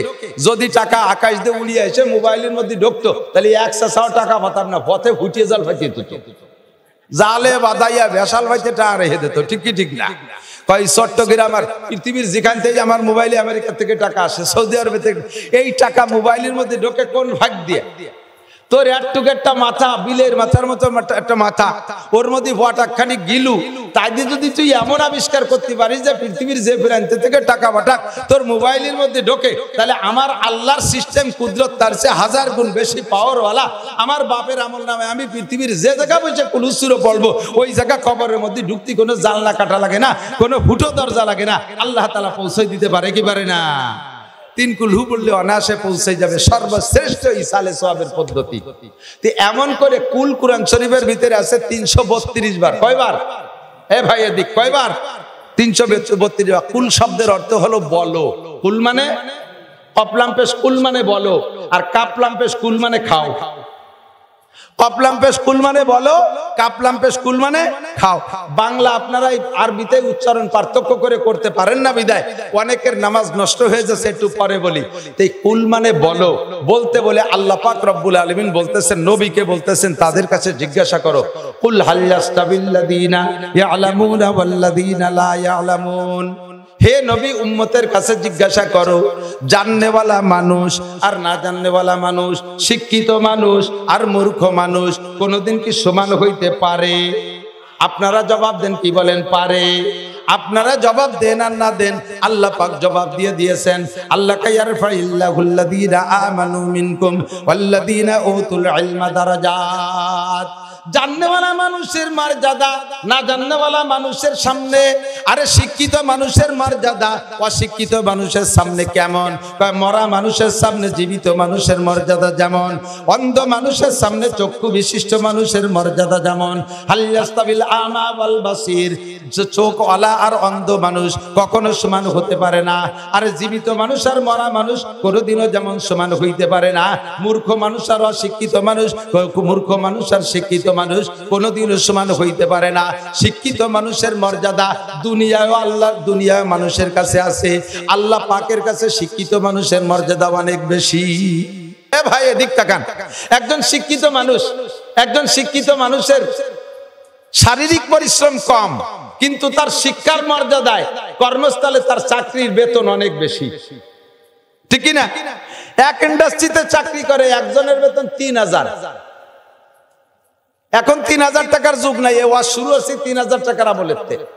একজন মূর্খ অশিক্ষিত মানুষের বেতন 10,000 টাকা। ডিউটি তার কি? সকাল 8টা থেকে রাত 8টা পর্যন্ত কুলিগিরি করবে।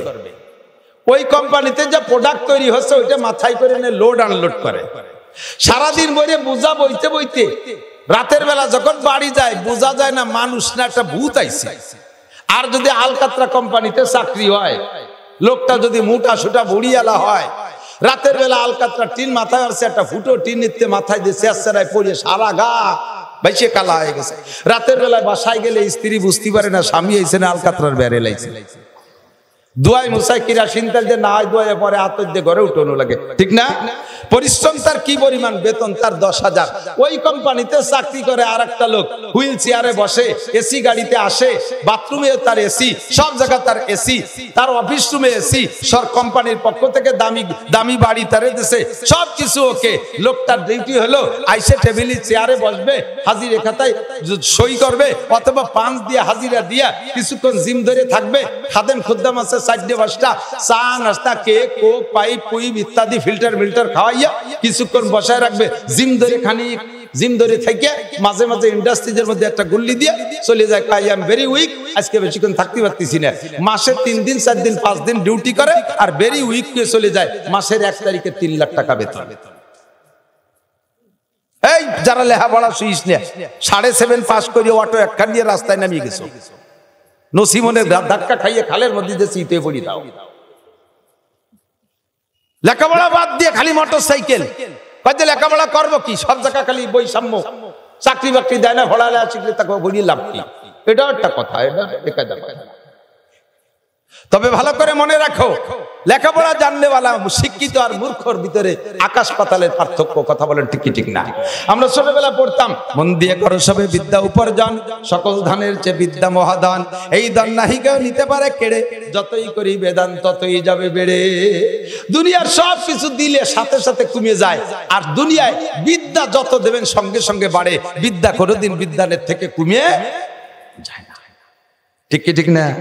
এই ধন নাহি কেউ নিতে পারে কেড়ে, আরে টাকা পয়সা কেড়ে নিয়ে যেতে পারে, বিদ্যা কেড়ে নিয়ে যেতে পারে না। ভালো করে মন দিয়ে লেখাপড়া করো, একটু ভালো করে পড়ো, অত তাড়াতাড়ি ইনকাম করতে নেবো না। আমি যারা স্কুল কলেজে পড়তেছে তাদেরকেই বলি, যারা বড় শিক্ষিত তারা চেয়ারে বসে 103 লাখ টাকা কামাই করে, আর যারা মূর্খ তারা 8 ঘন্টা সকাল থেকে নিয়ে রাত 8টা পর্যন্ত সেই মুটিয়াগিরি কুলিগিরি করে মাত্র 10,000 টাকা কামাই করে। পার্থক্য কোথায়? এটা শিক্ষিত আর ওটা মূর্খ। কথা বলেন ঠিক কি ঠিক না? এখন জাগতিকভাবে আমরা মনে করি IABM BCS পাস করলে শিক্ষিত। আল্লাহ পাক রব্বুল আলামিন এই শিক্ষা বলে না। এটা দুনিয়ায় বেঁচে থাকার জন্য একটা উপকরণ, এটা ইনকাম করে খা, দুনিয়া কামাই করে খাওয়ার জন্য একটা ব্যবস্থা। মূল শিক্ষিত কাকে বলে? মূল শিক্ষিত কাকে বলে? নবী পাক বলেন, খায়রুকুম মান তাআল্লামাল কুরআনা ওয়া আল্লামা। তোমাদের মধ্যে সবচাইতে বড় শিক্ষিত, তোমাদের মধ্যে সবচেয়ে বেশি দামি, তোমাদের মধ্যে সবচাইতে বেশি দামি ওই ব্যক্তি যে কোরআন শিক্ষা করে আর কোরআন শিক্ষা করে আর কোরআন শিক্ষা দেয়। এই দুই ব্যক্তির চাইতে দামি BCS ক্যাডারও না, ডাক্তারও না, ইঞ্জিনিয়ারও না। কথা বলেন ঠিক কি ঠিক না? ও দোস্ত, জাননেওয়ালা আর না জাননেওয়ালার ভিতরে আকাশ পাতালের পার্থক্য। তৎকালীন বিশ্বের সবচাইতে বড় শিক্ষিত যারা ছিল তার ভিতরে 1 নম্বর ছিল মিস্টার আবু জাহেল। তার মূল নাম আমর ইবনে হিশাম, তার নাম আমর ইবনে হিশাম। তার উপাধি ছিল আবুল হেকাম। সারা পৃথিবীর শ্রেষ্ঠ শিক্ষিত 2 জনের মধ্যে একজন, তাই তার নাম ছিল আবুল হেকাম।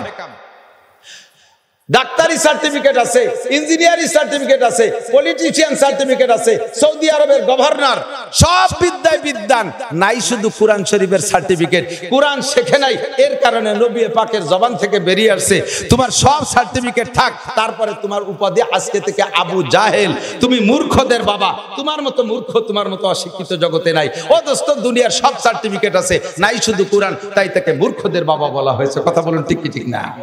আমরা বাস্তবে দেখি, এদিকে আসেন।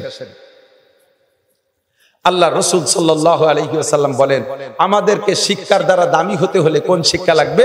হুজুর বলেন, তলাবুল ইলমে ফরিদাতুন আলা কুল্লি মুসলিম। দ্বীনি ইলম শিক্ষা করা প্রত্যেকটা মুসলমান নর নারীর উপরে ফরজ। আমি চলে আসছি জায়গায়, আমার দিকে আসেন, একেবারে জায়গায় চলে আসেন। দোস্ত, আমাদের জিন্দেগিতে নবী আলাইহিস সালাতু ওয়াস সালামের আদর্শকে বাস্তবায়ন করা হলো আমাদের নৈতিক দায়িত্ব। ঠিক কি ঠিক না? আল্লাহু আকবার। হুজুর বলেন, মজলিসু ফিকহিন খায়রুম মিন ইবাদাতি সিত্তিনা সানা। অল্প সময়ের ভিতরে এক বস্তা নেকি নিয়ে বাড়ি যাব, সহজ পদ্ধতি আমার কাছে আসেন। হুজুর বলেন, মজলিসু ফিকহিন, পর্দার আড়ালে মা বোন যারা আছেন, যার যার স্থানে থেকে কান খাড়া করবেন। হুজুর বলেন, যেই মজলিসে মসলা আলোচনা করা হয়, যেই মজলিসে শরীয়তের মসলা মাসাইল আলোচনা করা হয়, একটা মশালা শুনলে শিখলে আপনার আমল নামায় লাগাতার 60 বছর নফল নামাজ আর নফল রোজার সব লিখে দেওয়া হবে। বলবেন না সুবহানাল্লাহ? একটা মাসালা এদিক, একটা মাসালায় 60 বছর নফল নামাজ আর 60 বছর নফল রোজার সব। এর ভিতরে কোনো মানুষ আছেন কি যে বিরতিহীন ভাবে একটা না 60 বছর নফল নামাজ পড়ছেন? এ পড়া কি সম্ভব? রোগ ব্যাধি, অসুখ বিসুখ, কাম কাজ ইত্যাদি বহুত ঝামেলা, একটা না লাগাতার 60 বছর নফল নামাজ পড়া সম্ভব না।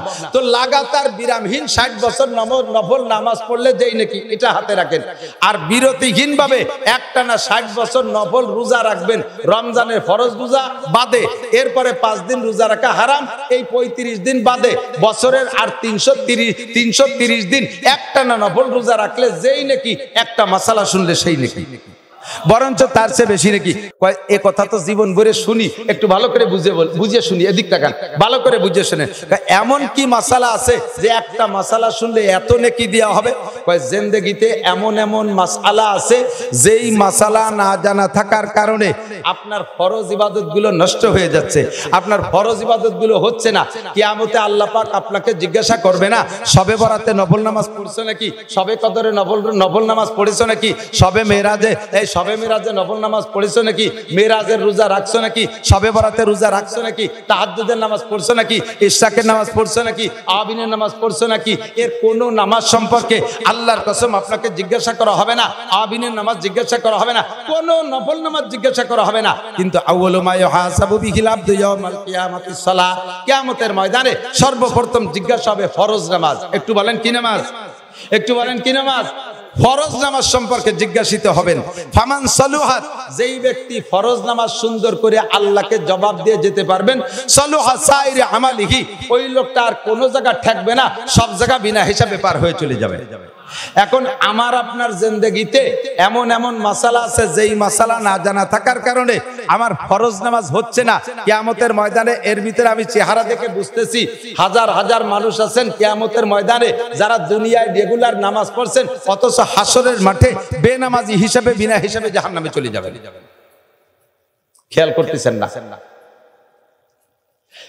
এমন এমন মানুষ আছে সারা জিন্দেগি নামাজ পড়ছেন, অথচ কিয়ামতে যারা কোনোদিন দুনিয়ায় নামাজ পড়ে নাই, এই বেনামাজিরা যেভাবে বেনামাজি হিসেবে জাহান্নামে যাবে, আপনি সারা জীবন নামাজ পড়ে সেইভাবে বেনামাজি হিসেবে জাহান্নামে চলে যাবেন। এবং একাক ওয়াক্ত নামাজের কারণে আপনাকে 230 কোটি, এদিক 230 কোটি 40 লক্ষ বছর জাহান্নামে পোড়া লাগবে।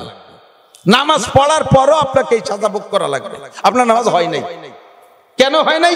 আপনার বিশাল নামাজের ভিতরে 2 রাকাত নামাজ পড়তে 12,000 মাসালা লাগে। সর্বনিম্ন কত? ইমামে আবু হানিফা রাহমাতুল্লাহ আলাইহির জামানায় উনি হিসাব করছেন 2 রাকাতে 12,000 মাসালা লাগে। আর ইমামে আবু হানিফা যদি এখন হতেন তাহলে মাসালা আরো বেশি বলতেন, কারণ এখন নতুন নতুন কিছু মাসালা আসছে। যেমন ইমামে আবু হানিফার জামানায় মোবাইল ছিল না, বুঝেন এই কথা? মোবাইল ছিল না। ইমামে আবু হানিফার জামানায় মানুষ চেয়ারে নামাজ পড়ে নাই। এখন আমাদের বাংলাদেশে চেয়ারম্যান, মসজিদি চেয়ারম্যান আছে না নাই? এ মসজিদি চেয়ার হলো না, মুসল্লি আছে না নাই? কোন কোন মসজিদে, ভালো ভালো মসজিদ, শহরের মসজিদে সামনের এক কাতারি চেয়ারম্যান, প্রয়োজন হোক আর না হোক একটা স্টাইল বানায় নিয়েছে চেয়ার রে।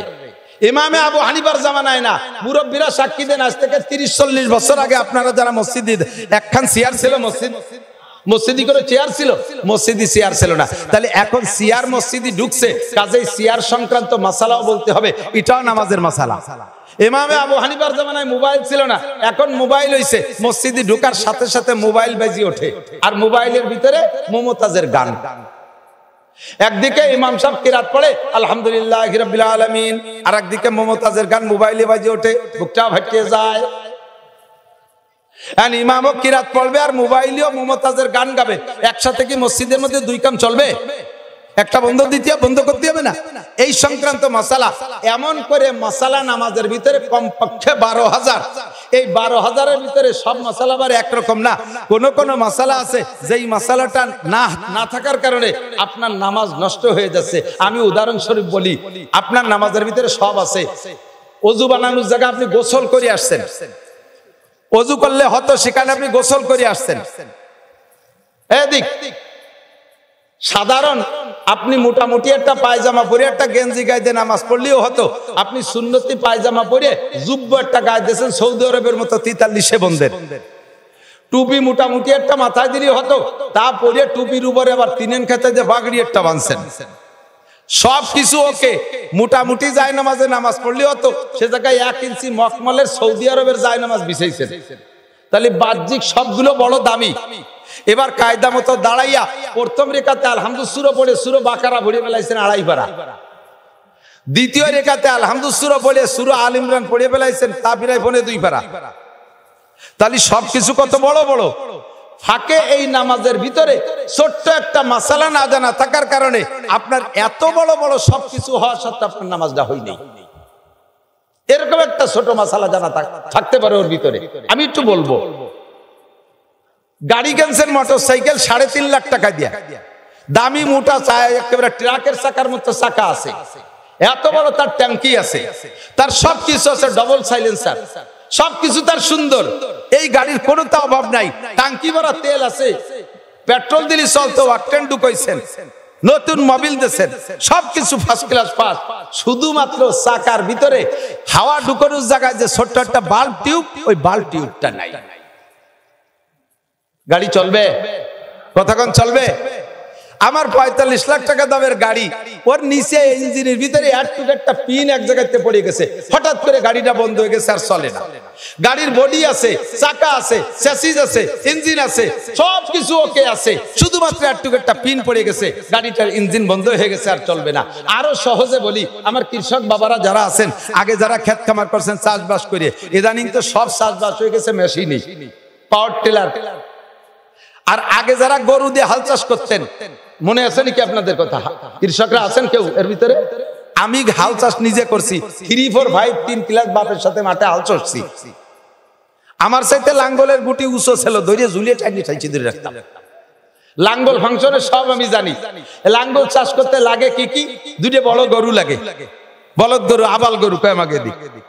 লাঙ্গল লাগে, জুমাল লাগে, জুমাইল বানাইছেন শাল কাঠ দিয়া, লাঙ্গল বানাইছেন লোহা কাঠ দিয়া, স্টিচ সবকিছু সুন্দর করে বানাইছেন, ফাল বানাইছেন স্বর্ণ দিয়া, সবকিছু ওকে। লাঙ্গল বানাইতে যাইয়া ইসা লাঙ্গলের ভিতরে যে জায়গা ঢোকে, পিছন দিয়ে একটুক একটা খুঁটো দিয়া লাগে, ওর নাম হলো ইস্তিয়া। মনে আছে নাকি? 2.5 লাখ টাকা দামের 2টা গরু আছে, সোনার লাঙ্গল আছে, শাল কাঠের তার ইস, লোহা কাঠের তার জুমাল, সব কিছু ওকে, শুধুমাত্র সেই পিছনের একটুক একটা খুঁটো ইস্তে নাই। আলচষা যাবে? আলচষা যাবে? সেম কোয়ালিটি আপনার নামাজের বড় বড় সবকিছু আছে, কিন্তু নামাজের ভিতরে একটুক একটা ইস্তে নাই, একটুক একটা বাল্ব টিউব পড়ে গেছে, আপনার নামাজের ইঞ্জিনের থেকে একটুক একটা পিন পড়ে গেছে, আপনার নামাজ বাতিল, আপনার নামাজ হবে না। এই নামাজে আপনি কিয়ামতে জান্নাতে যেতে পারবেন না। কাজেই কিয়ামতের ময়দানে যেহেতু আমাকে সবচেয়ে সর্বপ্রথম জিজ্ঞাসা হবে নামাজের, আমার নামাজ সংক্রান্ত জরুরি মাসালাগুলো শিখতে হবে।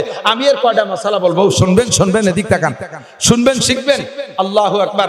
নামাজ তৈরি হতে, নামাজ কমপ্লিট হতে, পূর্ণ হতে 13টা ফরজ লাগে। কয়টা? জোরে বলেন, কয়টা? 13টা ফরজ লাগে।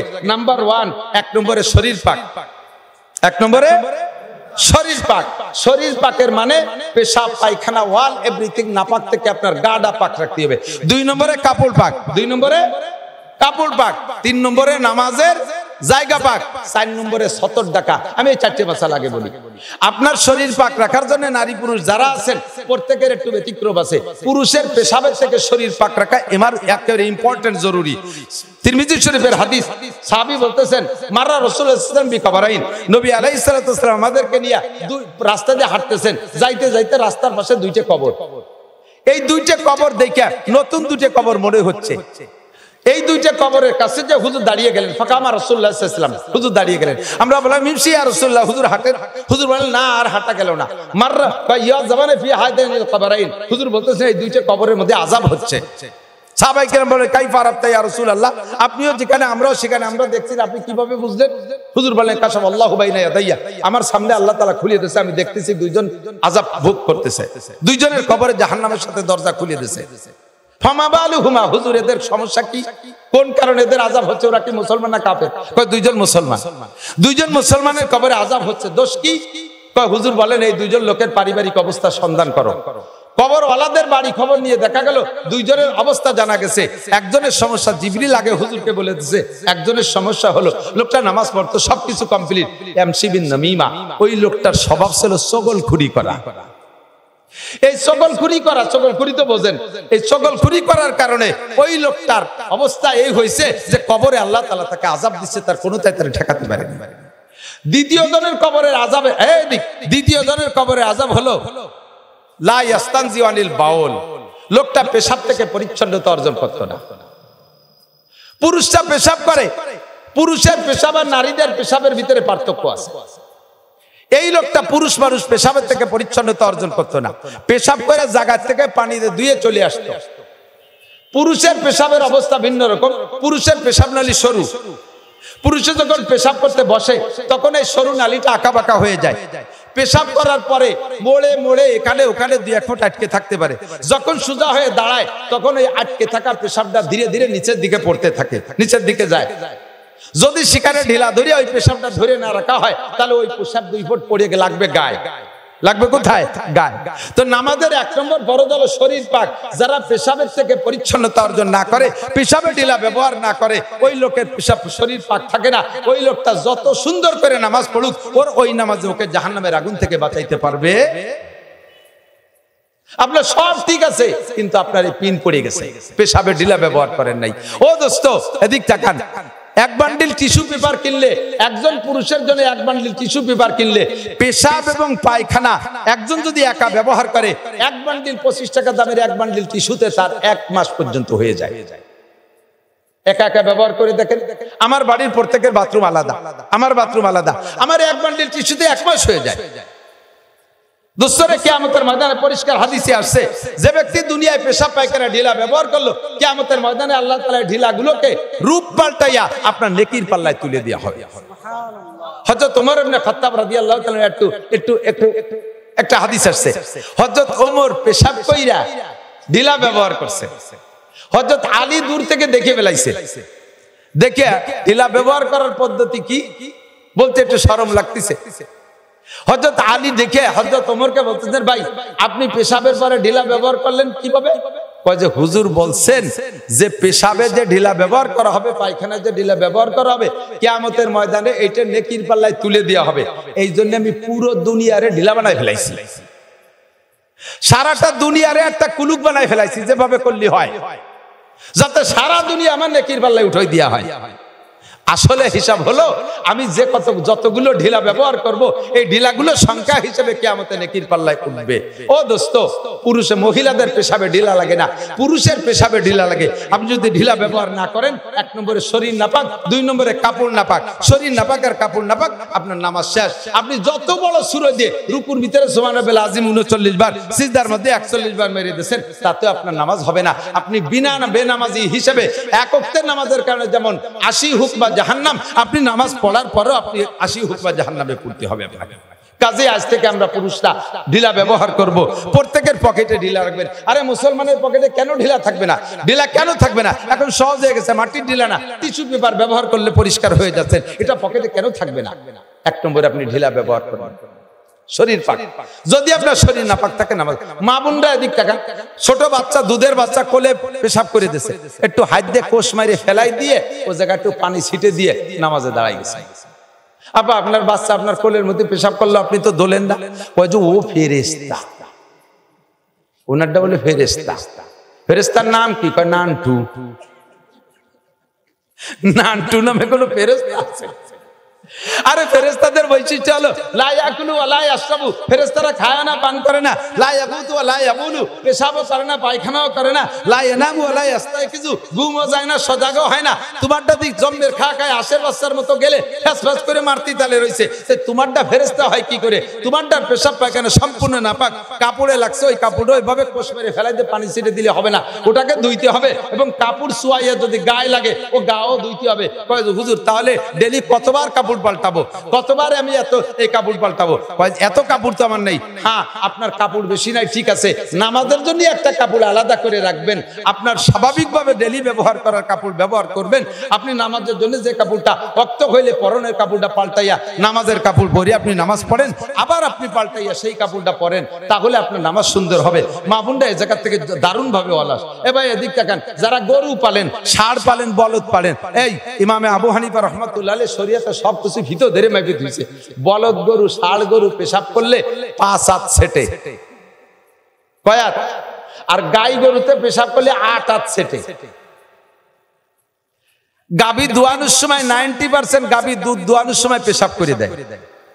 যিনি গাভী দোয়াচ্ছেন উনি মহিলা হইলে বা পুরুষ হইলে একটু হাতুনটা বা কলসটা বালতিটা ধরে মুড়াইয়ে পাশা ফিরে দিয়ে আর একদিক ফিরে বসে, উনার ভিটির উপর দিয়ে ছিটে যায় দুধের মধ্যে পড়তেছে, সেই দুধ নিজেও খাচ্ছে আর বেটাকে খাওয়াই দিচ্ছে। বাটিপাড়ার বাজারের থেকে একবার 10 কেজি দুধ দিছি, 10 কেজি দুধ নিয়ে সেই দুধ খাইতে পারি নাই। প্রথম যেটুক জাল দিছে সেইটুকির ভিতরে পুরো গরুর ছানার গন্ধ। সেই থেকে তওবা করছি, আর বাজারে দুধ খাই না, এখনো দুধে গাই পালি। এই দিন বইরে গায়ের ঘাস কেটে বেড়াই, যে বাজারে দুধ খাওয়ার কায়দা নাই। ওই পেশাব পড়ছে, সেই অবস্থা আমার আপনার খাওয়াই দিছে, হারাম খাওয়াইছেন, আপনি কিয়ামতে দায়ী হয়ে যাবেন। এবার আপনার আর একদিক ফিরে বসছেন, আপনার গায়ে গাভীর পেশাব সিটে লাগছে, আপনি নামাজি মুসলমান, সময় মতো ওযু বানায় নামাজ পড়ছেন, আপনি কাপড়টা চেঞ্জ করেন নাই। লা ইস্তানজি আনিল বাউল, হুজুর বলেন ওই লোকটা উট চড়াইতো, দুম্বা চড়াইতো, গরু চড়াইতো, ঘোড়া চড়াইতো, গাধা চড়াইতো, সেখানে পেশাব থেকে পরিচ্ছন্ন থাকতো না, বিদায় তার নামাজ হয় নাই। আর আযাবুল কবর, নামাজ কবর আযাব মাফ হওয়ার জন্য 5টা কি বলা হয়, নামাজে 5টা পুরস্কার, তার ভিতরে 2 নম্বর পুরস্কার হলো নামাজি ব্যক্তিকে আল্লাহ তাআলা নামাজের ওসিলে কবর আযাব মাফ করে দেয়। এখন যদি নামাজি না হয় তাহলে আপনার কবর আযাব মাফ হবে কি করে? কাজে আপনাকে পেশাব থেকে পরিচ্ছন্ন থাকতে হবে। নারীদের পেশাবে ঢিলা লাগবে না, পুরুষের পেশাবে ঢিলা লাগবে, তবে নারী পুরুষ সকলের পায়খানায় ঢিলা ব্যবহার করা জরুরি। বিশেষ করে পুরুষের চাইতে মহিলাদের পায়খানায় ঢিলা বেশি ব্যবহার করা জরুরি। কিন্তু আন্তর্জাতিক খ্যাতি সম্পন্ন ওয়ালক বিটিরা পায়খানায় মোটে ঢিলা ব্যবহার করবে না।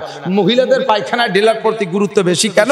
তাদের হাতের মই মশলা আমরা খাই, যদি তারা পায়খানায় ঢিলা ব্যবহার না করে তাহলে হাতের পরের ভিতরে একটু একটু করে থেকে যাবে, বছরে যা আপনার খাওয়াই দেবে তা গুছালি ফিরাই 1 ওয়াক্তের পায়খানার সমান হয়ে যাবে। একটু ভালো হয়ে বাঙ্গায় না, কলিপাড়া ভিতরে হিট করে না। তো এই নাপাকার পায়খানা গুমুত যাতে আমরা না খাই, এজন্য মহিলাদের ব্যাপারে তদারকি করবেন। উন্ডা জম্মের অলস, এই আপনি তবলিগে যাচ্ছেন, বাথরুমের ভিতরে 1 বান্ডিল টিস্যু ঝুলোই দিয়ে যাবেন, বউরে কয়ে যাবেন যে দেখো এই টিস্যু ব্যবহার করো। দেখবেন যে আপনি 1 মাস পরে 40 দিন চিল্লে দিয়ে এসে দেখবেন সেই টিস্যুর প্রতি বাঁকড় সাহেব বাসা বাঁধিয়ে ফেলাইছে, উনি খুলিও দেখেনি। ঠিক কি ঠিক না? আসেন এরপরে মাসালা, আমরা ওযু বানাইয়া কাপড়টা সুন্দর করে পরবো। নামাজের ভিতরে কাপড় পরি, এমনি সময় টাকনু শুয়ে লুঙ্গি পরি, নামাজের সময় টুটোই পরি, এমনি সময় টাকনু শুয়ে প্যান্ট পরি। এই হাদিসে আছে ক্বালা রাসূলুল্লাহ সাল্লাল্লাহু আলাইহি সাল্লাম মান জাররা ইজারাহু বাতারা লাম ইয়ানজুরিল্লাহু ইলাইহি ইয়াওমাল কিয়ামাহ। যেই ব্যক্তি টাকনু শুয়ে কাপড় পরে, এদিক যেই ব্যক্তি পুরুষটা টাকনু শুয়ে কাপড় পরে, লাম ইয়ানজুরিল্লাহু ইলাইহি ইয়াওমাল কিয়ামাহ, ওই লোকটা নামাজ পড়ুক, রোজা রাখুক, হজ করুক, যাকাত দিক, তাবলীগ করুক, সরবরাই করুক, যত বড় পীরের মুরিদ হোক না কেন, ওই লোকটা হজ করুক আর উমরা করুক, কিয়ামতের ময়দানে ওই লোকটার দিকে আল্লাহ ফিরেও তাকাবে না। আমরা মনে করি এই টাকনু শুয়ে কাপড় শুধু নামাজ নামাজের ভিতরে। ও দোস্ত এইটা সর্বক্ষণ আমার যুবক ভাইরা টাকনুর নিচে কাপড় পরবা না, প্যান্টারে কাইটা খাটো করো। আমরা এমনি সময় লম্বা থাকে, নামাজের সময় একটু বাস দেই, 2-4 বার উঠতি বসতি সে জায়গা মতো খুলিয়ে জায়গায় চলে যায়। প্যান্টারে বানাইছে এমন ভাবে টাকনুর নিচে দিয়ে যে স্যান্ডেলের নাহের দিয়ে বার হয়ে গেছে, আর তার তলায় কোনো কাপড় নাই। সিজদা বা রুকুতি যখন যায় তখন খেলা দেখা যায়। দেখছেন না আপনারা? আমি বানাই বলি গেঞ্জিটার প্যান্টার মুখ দাঁড়ালি সমান সমান, 70 টাকা আছে বাস দোষ। যখনই রুকুতি গেছে তখন টাইট হয়ে গেছে, প্যান্টটা ওই দিক সরে চলে গেছে, গেঞ্জিটা এই দিক চলে আইছে, হাসার গিরে গুড়ি 1 বিঘত বার হয়ে গেছে। 2 নম্বরে 70 টাকা ফরজ। বলেন 70 টাকা। 70 কাকে বলে? পুরুষের 70 নাভির উপরের থেকে, নাভির উপরে একেবারে এ পাশ ও পাশ সব পাশ, নাভির পাশে ঢাকা আছে গেঞ্জি দিয়ে প্যান্ট দিয়ে, কিন্তু পিছন পাশে সিজদা বা রুকু থেকে খানিক বেরোয় গেছে। এই বেরোয় যা 70 ফরজ, যেটা ঢাকা ফরজ, এইটা যদি নামাজের মধ্যে খুলে 3 তসবিহ পরিমাণ খোলা থাকে, সুবহান রাব্বিল আযীম, সুবহান রাব্বিল আযীম, সুবহান রাব্বিল আযীম, একটুক টাইম যদি খোলা থাকে তাহলে নামাজ বাতিল। মহিলাদের নামাজের ভিতরে চুলের আগার থেকে পায়ের তালু পর্যন্ত নামাজের মধ্যে ঢেকে রাখা ফরজ, কোন অঙ্গ বেরোইতে পারবে না। মহিলাদের নামাজের ভিতরে হাত একটা অঙ্গ, চুল একটা অঙ্গ, পা একটা অঙ্গ, বগল একটা অঙ্গ, এক একটা অঙ্গ আলাদা। কাপড় যদি নামাজের ভিতরে পড়ছে ঠিক করে, কিন্তু নামাজের ভিতরে ফ্যানের বাতাসে মাথাতে কাপড় পড়ে গেছে, মহিলা মনে করছে যে আমি তো দাঁড়াইছি তো ঠিক মতো, পরে ফ্যানে ফেলাই দিলে আমার দোষ কি? ওই অবস্থায় উনি নামাজ পড়ে উঠছে, ওনার নামাজ হয়নি। সিজদার থেকে উঠে যখন বসছে, বাচ্চা 2 বছরই একটা দুধ খায়, সে আইসে সুযোগ পেয়ে মার গায়ের কাপড় টান দিয়ে ফেলাই দিয়ে দুধ খাওয়া শুরু করে দিয়েছে। এক পাশ থেকে কাপড় গাছ থেকে খুলে ফেলাই দিয়েছে। 3 তসবিহ পরিমাণ খোলা থাকলে নামাজ বাতিল। নামাজ ফরজ, নামাজ দাঁড়ায় পড়া ফরজ, ফরজ নামাজ দাঁড়ায় পড়া ফরজ। 90% মহিলারা নামাজ দাঁড়ায় পড়ার থেকে চরম অলস, দুনিয়ার সব কাম কাজ করে ঠিক মতো, নামাজের সময় গেলে ওনার হাত পায়ে বল থাকে না, ফরজ নামাজ বসিয়ে পড়ে। আবার নামাজ শেষ করে উঠে যায়, দান উড়তি বলে তুই চলে গেছে খলিনে 3 ছলি দান উড়ই বলে জাকা নাকা গোলা ভরি ফেলাইছে, অথচ নামাজের সময় আসি করে ওনার গায়ে বল খায় না। ফরজ নামাজ যদি বসে পড়ে তাহলে তার নামাজ হবে না, ফরজ নামাজ বসে পড়লে নামাজ হবে না। এবার আসেন আরেকটা মাসালা। আমরা এবার নামাজ ভাঙ্গার কারণ 19টা। কয়টা? নামাজ ভাঙ্গার কারণ কয়টা? 19টা। এই নামাজ ভাঙ্গার কারণগুলো আমার অহরহ ঘটে যাচ্ছে, অথচ আমি না জানা থাকার কারণে আমার নামাজ আমি পড়িয়ে যাচ্ছি, আপনার নামাজ হচ্ছে না। যেমন এদিক তাকান, তার ভিতরে নামাজ ভাঙ্গার কারণ 19টার ভিতরে 1 নম্বর কারণ হলো নামাজে কেরাত অশুদ্ধ পড়া। নামাজে কেরাত শুনবো, ইন্টারভিউ নেব নাকি? ইন্টারভিউ নেব? আমি জানি দেখতে যত সুন্দর ডকের, আসলে অত ডকের না। তবলিগে 3 চিল্লা দেশে, অথচ আজও পর্যন্ত কোরআন শরীফ শুদ্ধ করে পড়তে পারে না। বেশ কয়েক বছর আগে এই পাশের নাম আমি ভুলে গেছি, ওই যে ফোম কোম্পানিতে চাকরি করে না, যেন ফোমের ব্যবসা করে, কি যেন নাম, ওই ব্যাসপুরীর ওই পাশে ইবাদতের মাহফিলে আমি আসছি। ওই জায়গায় নড়ালির থেকে একটা তবলিগ জামাত আইছে, ওই পাশে নড়ালির থেকে, জেলা নড়ালির থেকে তবলিগ জামাত 3 দিন ওখানে কাটানোর পরে তবলিগের আমির সাহেব ওই দিন মাহফিলের দিন শেষ 3 দিনের 3য় দিন, ওই দিন ওই মাহফিল ওনার মসজিদের কাজ সাইরা আমার মাহফিলে আছে, আইসি আমারে ধরছে, হুজুর আপনি সারা দেশে ওয়াজের মধ্যে তবলিগি রস করেন, আপনার এলাকায় তবলিগ করতে পারেন না? এই এলাকার মুসলমানরা আজও কলেমাটাও পড়তে পারে না। আমি বলে কি মুসলমান কলেমা পড়তে পারে না? এরকম মুসলমান এখনো আছে। কয় হুজুর আমরা যে মসজিদে আসছি ওই পাশে কোন মসজিদে যেন আসছে, আমাদের মসজিদে 3 দিন পর্যন্ত 3 বুড়োরে কলেমা মস্ক করাচ্ছি, আজকে আমি লাস্টে পরীক্ষা নিছি, আজও কলেমা পড়তে পারে নাই, অথচ নামাজ পড়তে পড়তে কপালে দাগ হয়ে গেছে। নিয়মিত ইশরাক পড়ে, আওয়াবিন পড়ে, তবলিগের সময় লাগাইছে, অথচ আজও কলেমাটা শুদ্ধ করে পড়া শেখে। আমি কিন্তু পড়ে কি কয় যে আজও আমার লাস্টে ইন্টারভিউতে জব কলেমা শুনেছে লা ইলাহা মুহাম্মাদুর রাসূলুল্লাহ। আমি ধমক দিছি, মিয়া আজ 3 দিন পড়াছি লা ইলাহা ইল্লাল্লাহ মুহাম্মাদুর রাসূলুল্লাহ, এখনো ইল্লাল্লাহ কইতে পারেন আপনি? কি আজ বাদে কাল যাবেন মরে, রাতারাত মরে যেতে পারেন, এখনো কলেমাটা শুদ্ধ করে পড়তে পারেন না? সে বুড়ো আমারে কয় মিয়া সব জায়গার কলেমা একরকম না। বুঝাইছে তোমাকে নড়াইলে কলেমা ইল্লাল্লাহ আছে, আমাকে উকুফাইলে কলেমা ইল্লাল্লাহ নাই। ও মুসলমান, নামাজের ভিতরে অশুদ্ধ পড়েন, সূরা ফাতিহা জিজ্ঞেস করলে এর ভিতরে 90% পাবলিক শুদ্ধ করে পড়তে পারবেন না। কথা বলেন ঠিক কি ঠিক না? একামত দেন। আমি আমার মাদ্রাসার মসজিদে কুরবানির বন্দে সম্ভবত সব ছাত্ররা চলে গেছে, হুজুররা কেউ নাই, একা একা মসজিদে নামাজ পড়ি। একজন পাবলিক এসে আমার পাশে, ও পড়তে করতেই নামাজ পড়ে, ও সব মাদ্রাসা খোলা থাকলে মাদ্রাসা পড়ে, এমনি সময় পড়ে। ও মুসল্লি আর আমি একা, আমি ইমাম। ওরে এখন বললাম যে তুই ইকামত দে, তোরে ইকামত দিতে কইছি, ও ভাইলা টের পায় না। আমি কই ইকামত দে, ইকামত বুঝিস? ও কানে হাত দিয়ে আজান দিয়ে শুরু করে দিচ্ছে,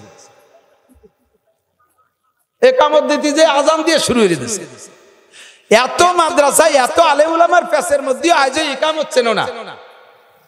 আবার ইকামত দিতে যে ইকামতের যে কোয়ালিটি, তা শুনলি শয়তানও হাসতে হাসতে বেরোয় চলে যায়। আজান দেয় 12-14টা মসজিদের আজান মাইকে শোনা যায়, 14 মসজিদের আজান 14 রকম। আরে আজান কি 14 রকম না, এক রকম? এক এক মসজিদে এক এক রকম আজান। কেন? আজানের মস্ক নাই। আল্লাহু আকবার। তে এই কামতে কি কলি? এই হাইয়ালাল বালা কলি না হালার মত হালা কলি? যা কই তা কই, তাই 1 লাখ টাকা বেতন। তো জীবন ভরে 1 লাখ টাকা বেতন খাইলা আর হাইয়ালাল বালাটা ঠিক করে বলা শিখলে না। এর ভিতরে একামত বলতে মস্ক বললে 90% পাবলিক একামত ফেল করবেন। আমি তো একামত মস্ক করাই। এই একামত মস্ক করানোর ওয়াজ ঠিক কিসসা কাহিনী আর দুনিয়ার আজেবাজে দিয়া 1000 বছর ওয়াজ করলে যে নেকি হবে, এই একামত মস্কের ভিতরে আপনি তার চেয়ে বেশি রেখে নিয়ে বাড়ি যাবেন ইনশাআল্লাহ। রাজি আছেন তো ইনশাআল্লাহ? একামত দেবেন, এদিক তাকান। আজানে পড়তাম দুই শব্দ একসাথে, আল্লাহু আকবার, আল্লাহু আকবার। বার করে টানলে আজান গলত, ওই আজান আবার দিতে হবে। আল্লাহু আকবার, আল্লাহু আকবার। আপনার ঈমান নষ্ট হয়ে গেছে। কি বলছেন আপনি জানেন? আল্লাহু আকবার মানে আল্লাহ সবচেয়ে বড়। যদি কেউ টান দেন তখন জিজ্ঞাসা হয়ে গেছে। আপনি তখন কেমন কাহারো কাছে জিজ্ঞাসা করতেছেন আল্লাহ কি বড়? আমার তো তা মনে হয় না। এ আল্লাহ বড় না ছোট? আল্লাহ যে বড় এইটা কি কাহারো কাছে জিজ্ঞাসা করবেন না স্বীকার করবেন? বলেন জিজ্ঞাসা করবেন না স্বীকার করবেন? কিন্তু আপনি যে আজান আর ইকামত দিয়েছেন আরে টান দিয়ে এটা আপনি জিজ্ঞাসা করে ফেলেছেন, হামজা ইস্তেফহাম, আল্লাহু আকবার। এরপর আবার আপনি বলেন আল্লাহু আকবার, আল্লাহু আকবার। এ আরেক মাইর কইছেন আল্লাহু আকবার। কি কইছেন জানেন?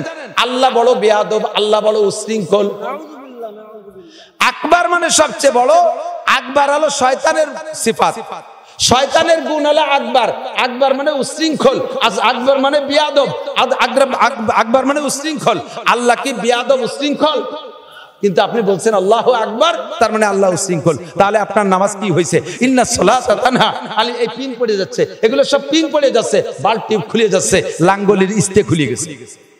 এর কারণে আপনার নামাজে আপনারা বিড়ির থেকে ফিরেতে পারে না, আপনার নামাজে আপনারা বেপরদার থেকে ফিরেতে পারে না, আপনার নামাজে আপনারা সুদিয়া কারবার থেকে ফিরেতে পারে না, আপনার নামাজে আপনারা ঘুষ খাওয়া থেকে ফিরেতে পারে না, আলটালা থেকে ফিরেতে পারে না, জারি যাত্রা করসা গাজীর গান থেকে ফিরেতে পারে না, আপনার নামাজে আপনারা ঠাউর বাড়ি মেলায় যাওয়ার থেকে ফিরেতে পারে না, মদ গাজায় আবার ফেন্সিডিল হিরোইন থেকে ফিরেতে পারে না, পরের জমি জাল দলিল করার থেকে ফিরেতে পারে না, জিনা ব্যভিচার থেকে ফিরাইতে পারে না, দুধে পানি দেওয়ার থেকে ফিরাইতে পারে না, মিথ্যে কথা থেকে ফিরাইতে পারে না। নামাজের দায়িত্ব ছিল এই সমস্ত আকাম থেকে ফিরেনো, কিন্তু আপনি নামাজ জানেই শুদ্ধ করতে পারেন নাই, এর কারণে আপনার কোন আকাম থেকে ফিরেতে পারতেছে না। কষ্ট হচ্ছে? অপরিজনীয় কিছু বলতেছি? সমস্যাগুলো আছে না নাই? কথা বলেন। এরপরে এদিক তাকান, এবার একটু আজান ইকামতটা মস্ক করাই দে, এদিক আজান দেবে মুয়াজ্জিন। অনেকে আজান দেওয়ার জন্য পাগল, বুড়ো জীবন ভরে আজান দিয়েছে ভুল আজান। এ ফাঁকে যদি বুড়ো রাস্তায় দেরি দেহে কেউ শুদ্ধ আজান একটা দিয়ে ফেলে, বুড়ো গদগদ করে মসজিদে নামাজ না পড়ে আইটি চলে যায়, নামাজ পড়বো না, আমার আজান আরেক করে দিয়ে দিছে। তোমার আজান দিতে এত লোভ, তা তুমি যে ছাতা আজান দাও ওতে তো আজান হয় না। হযরত বিলালের ভুল আজান, এটা আমরা শুনছি। আরে ভুল আজানের অনুমতি আছে, আপনি ভুল আজানের অনুমতি আছে কখন জানেন? আপনার বিলাল রাদিয়াল্লাহু আনহু আশহাদু আল্লাহ কইতে পারতো না, আশহাদু কইতো। তার কারণ হলো উমাইয়ার বাড়ির গোলাম ছিল। হযরত বিলাল মুসলমান হওয়ার কারণে, কলেমা পড়ার কারণে উমাইয়া লোহা পুড়াইয়া হযরত বিলালের জিহ্বায় সেকা দিয়েছিল। সেই সময় জিহ্বাটা পুড়ে খাটো হয়ে গেছে, তাই সে আশহাদু শিন কইতে পারতো না, আশহাদু কইতো। আপনার জিহ্বে পুড়াইছে কোন উমাইয়া? এরপরে বিলাল 23 বছর নবী পাকের পিছনে পিছনে ঘুরে মস্ক করছে, তারপরও পারে নাই। আপনি কয়দিন মস্ক করছেন?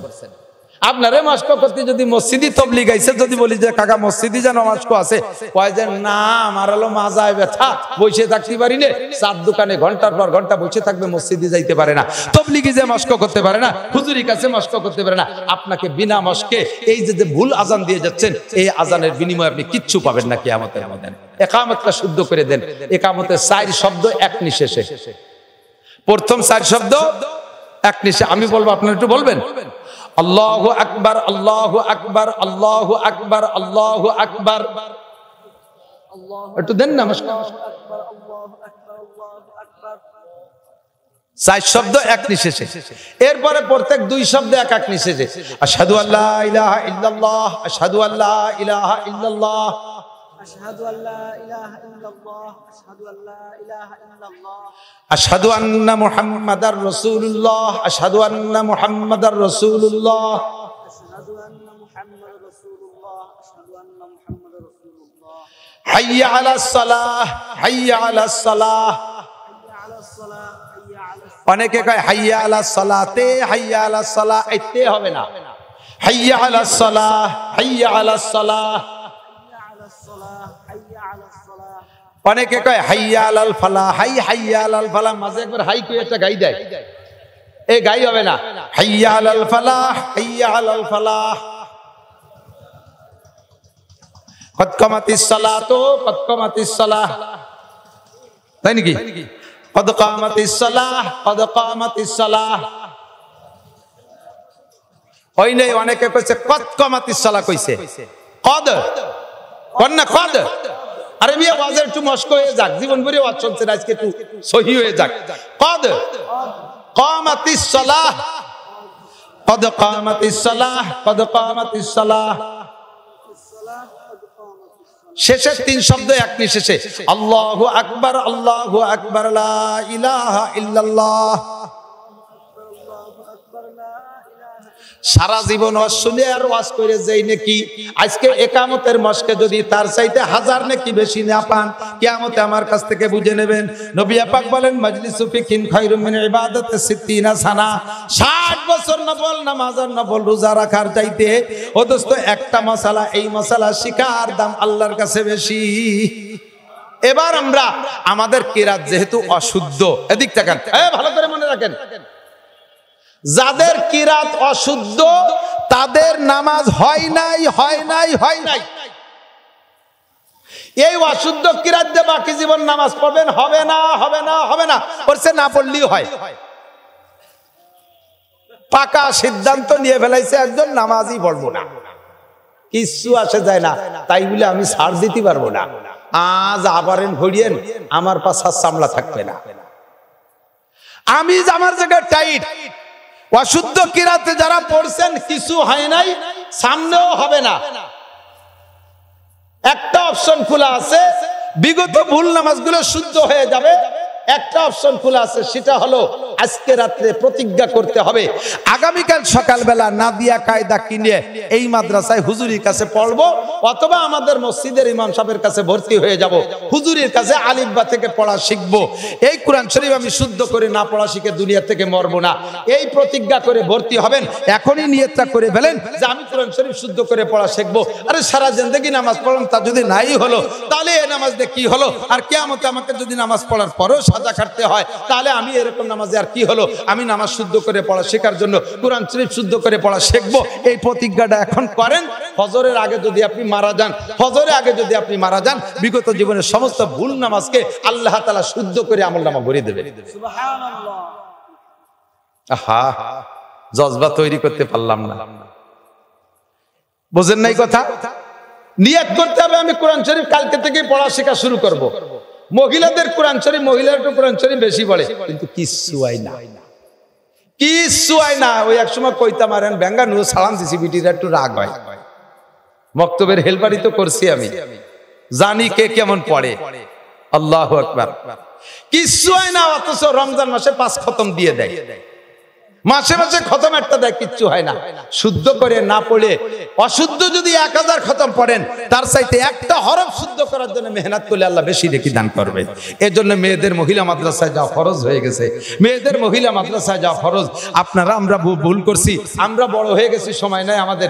আমি তবলিগে গেছি, 13 সালে তবলিগে গেছি, 20 জনের একটা জামাত নিয়ে গেছি, স্টুডেন্ট নিছি, স্কুল কলেজের ছাত্র নিছি 12 জন, আর পাবলিক বুড়ো নিছি 4 জন, এই 16 জন, আর আমরা হুজুর ছিলাম 4 জন। তার ভিতরে খায়রাটের ওই মৌলানা আবুল খায়ের সব ছিল, আবু সাইদ ভাই ছোট ভাই আবুল খায়ের ভাই ছিল।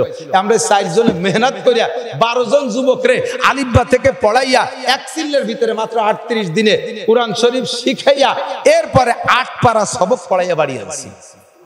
আর বুড়োকে বেরেন তো শক্ত হয়ে গেছে, ওর মধ্যে মানে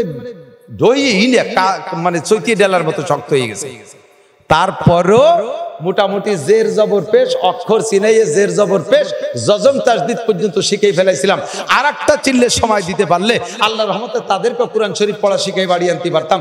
তবলিগি যারা যাবেন, ফাজাইলে আমাল থাক, তবলিগি নিসাব পড়াপড়ি বাদ দেন, হুজুর থাকলে তার কাছ থেকে কুরআন শরীফ পড়া শেখেন। আরে ভাই, আরে না হোক তবলিগি আপনি না যান, বাড়ির কাছে ইমাম সাহেবের কাছে কুরআন শরীফ পড়া শেখেন। ভালো ভালো মুফাসসির কুরআন শরীফের তাফসীর করে, মুফাসসির কুরআন, অথচ কুরআন শরীফ শুদ্ধ করে পড়তে পারে না। ওই মুফাসসিরের পিছনে নামাজ পড়া জায়েজ নাই, ওর পিছনে নামাজ হয় না।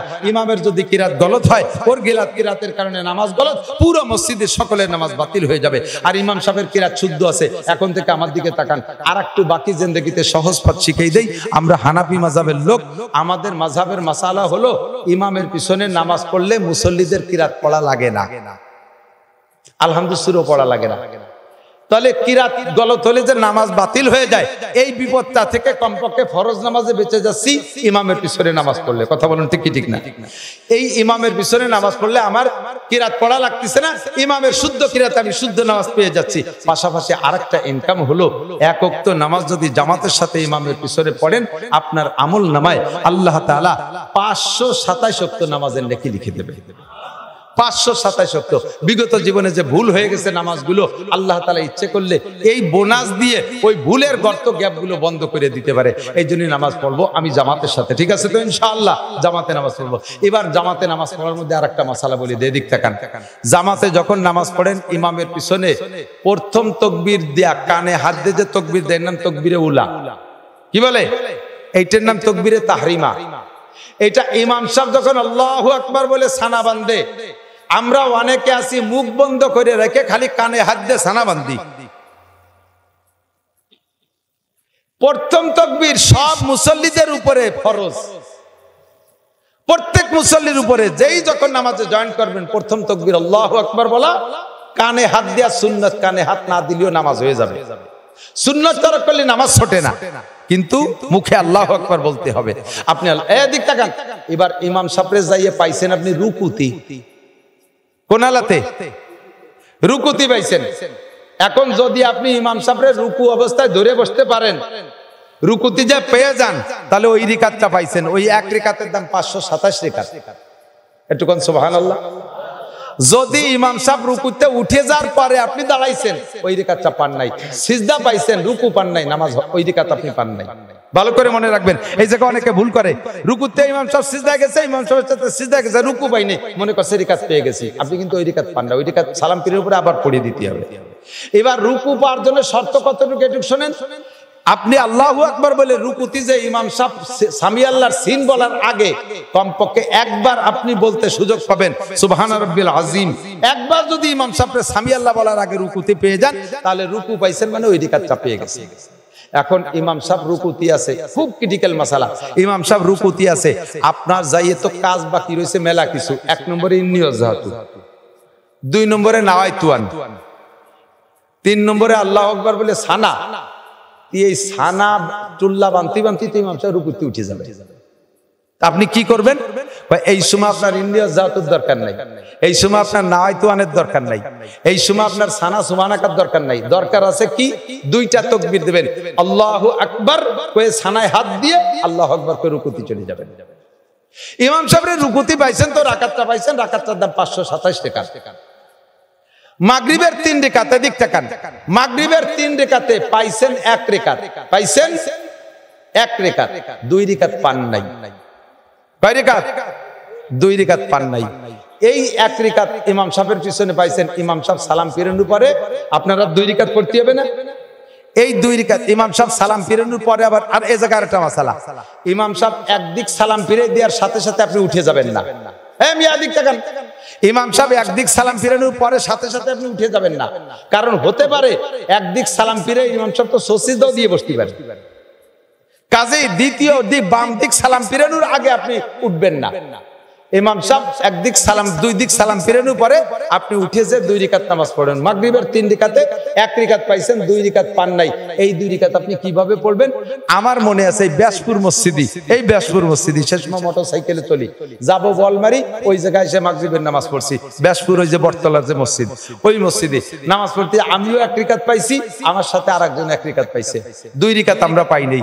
আমার ফাঁসের জন উনার কায়দায় পড়ছে আর আমি আমার কায়দায় পড়ছি, কিতাবের কায়দায়।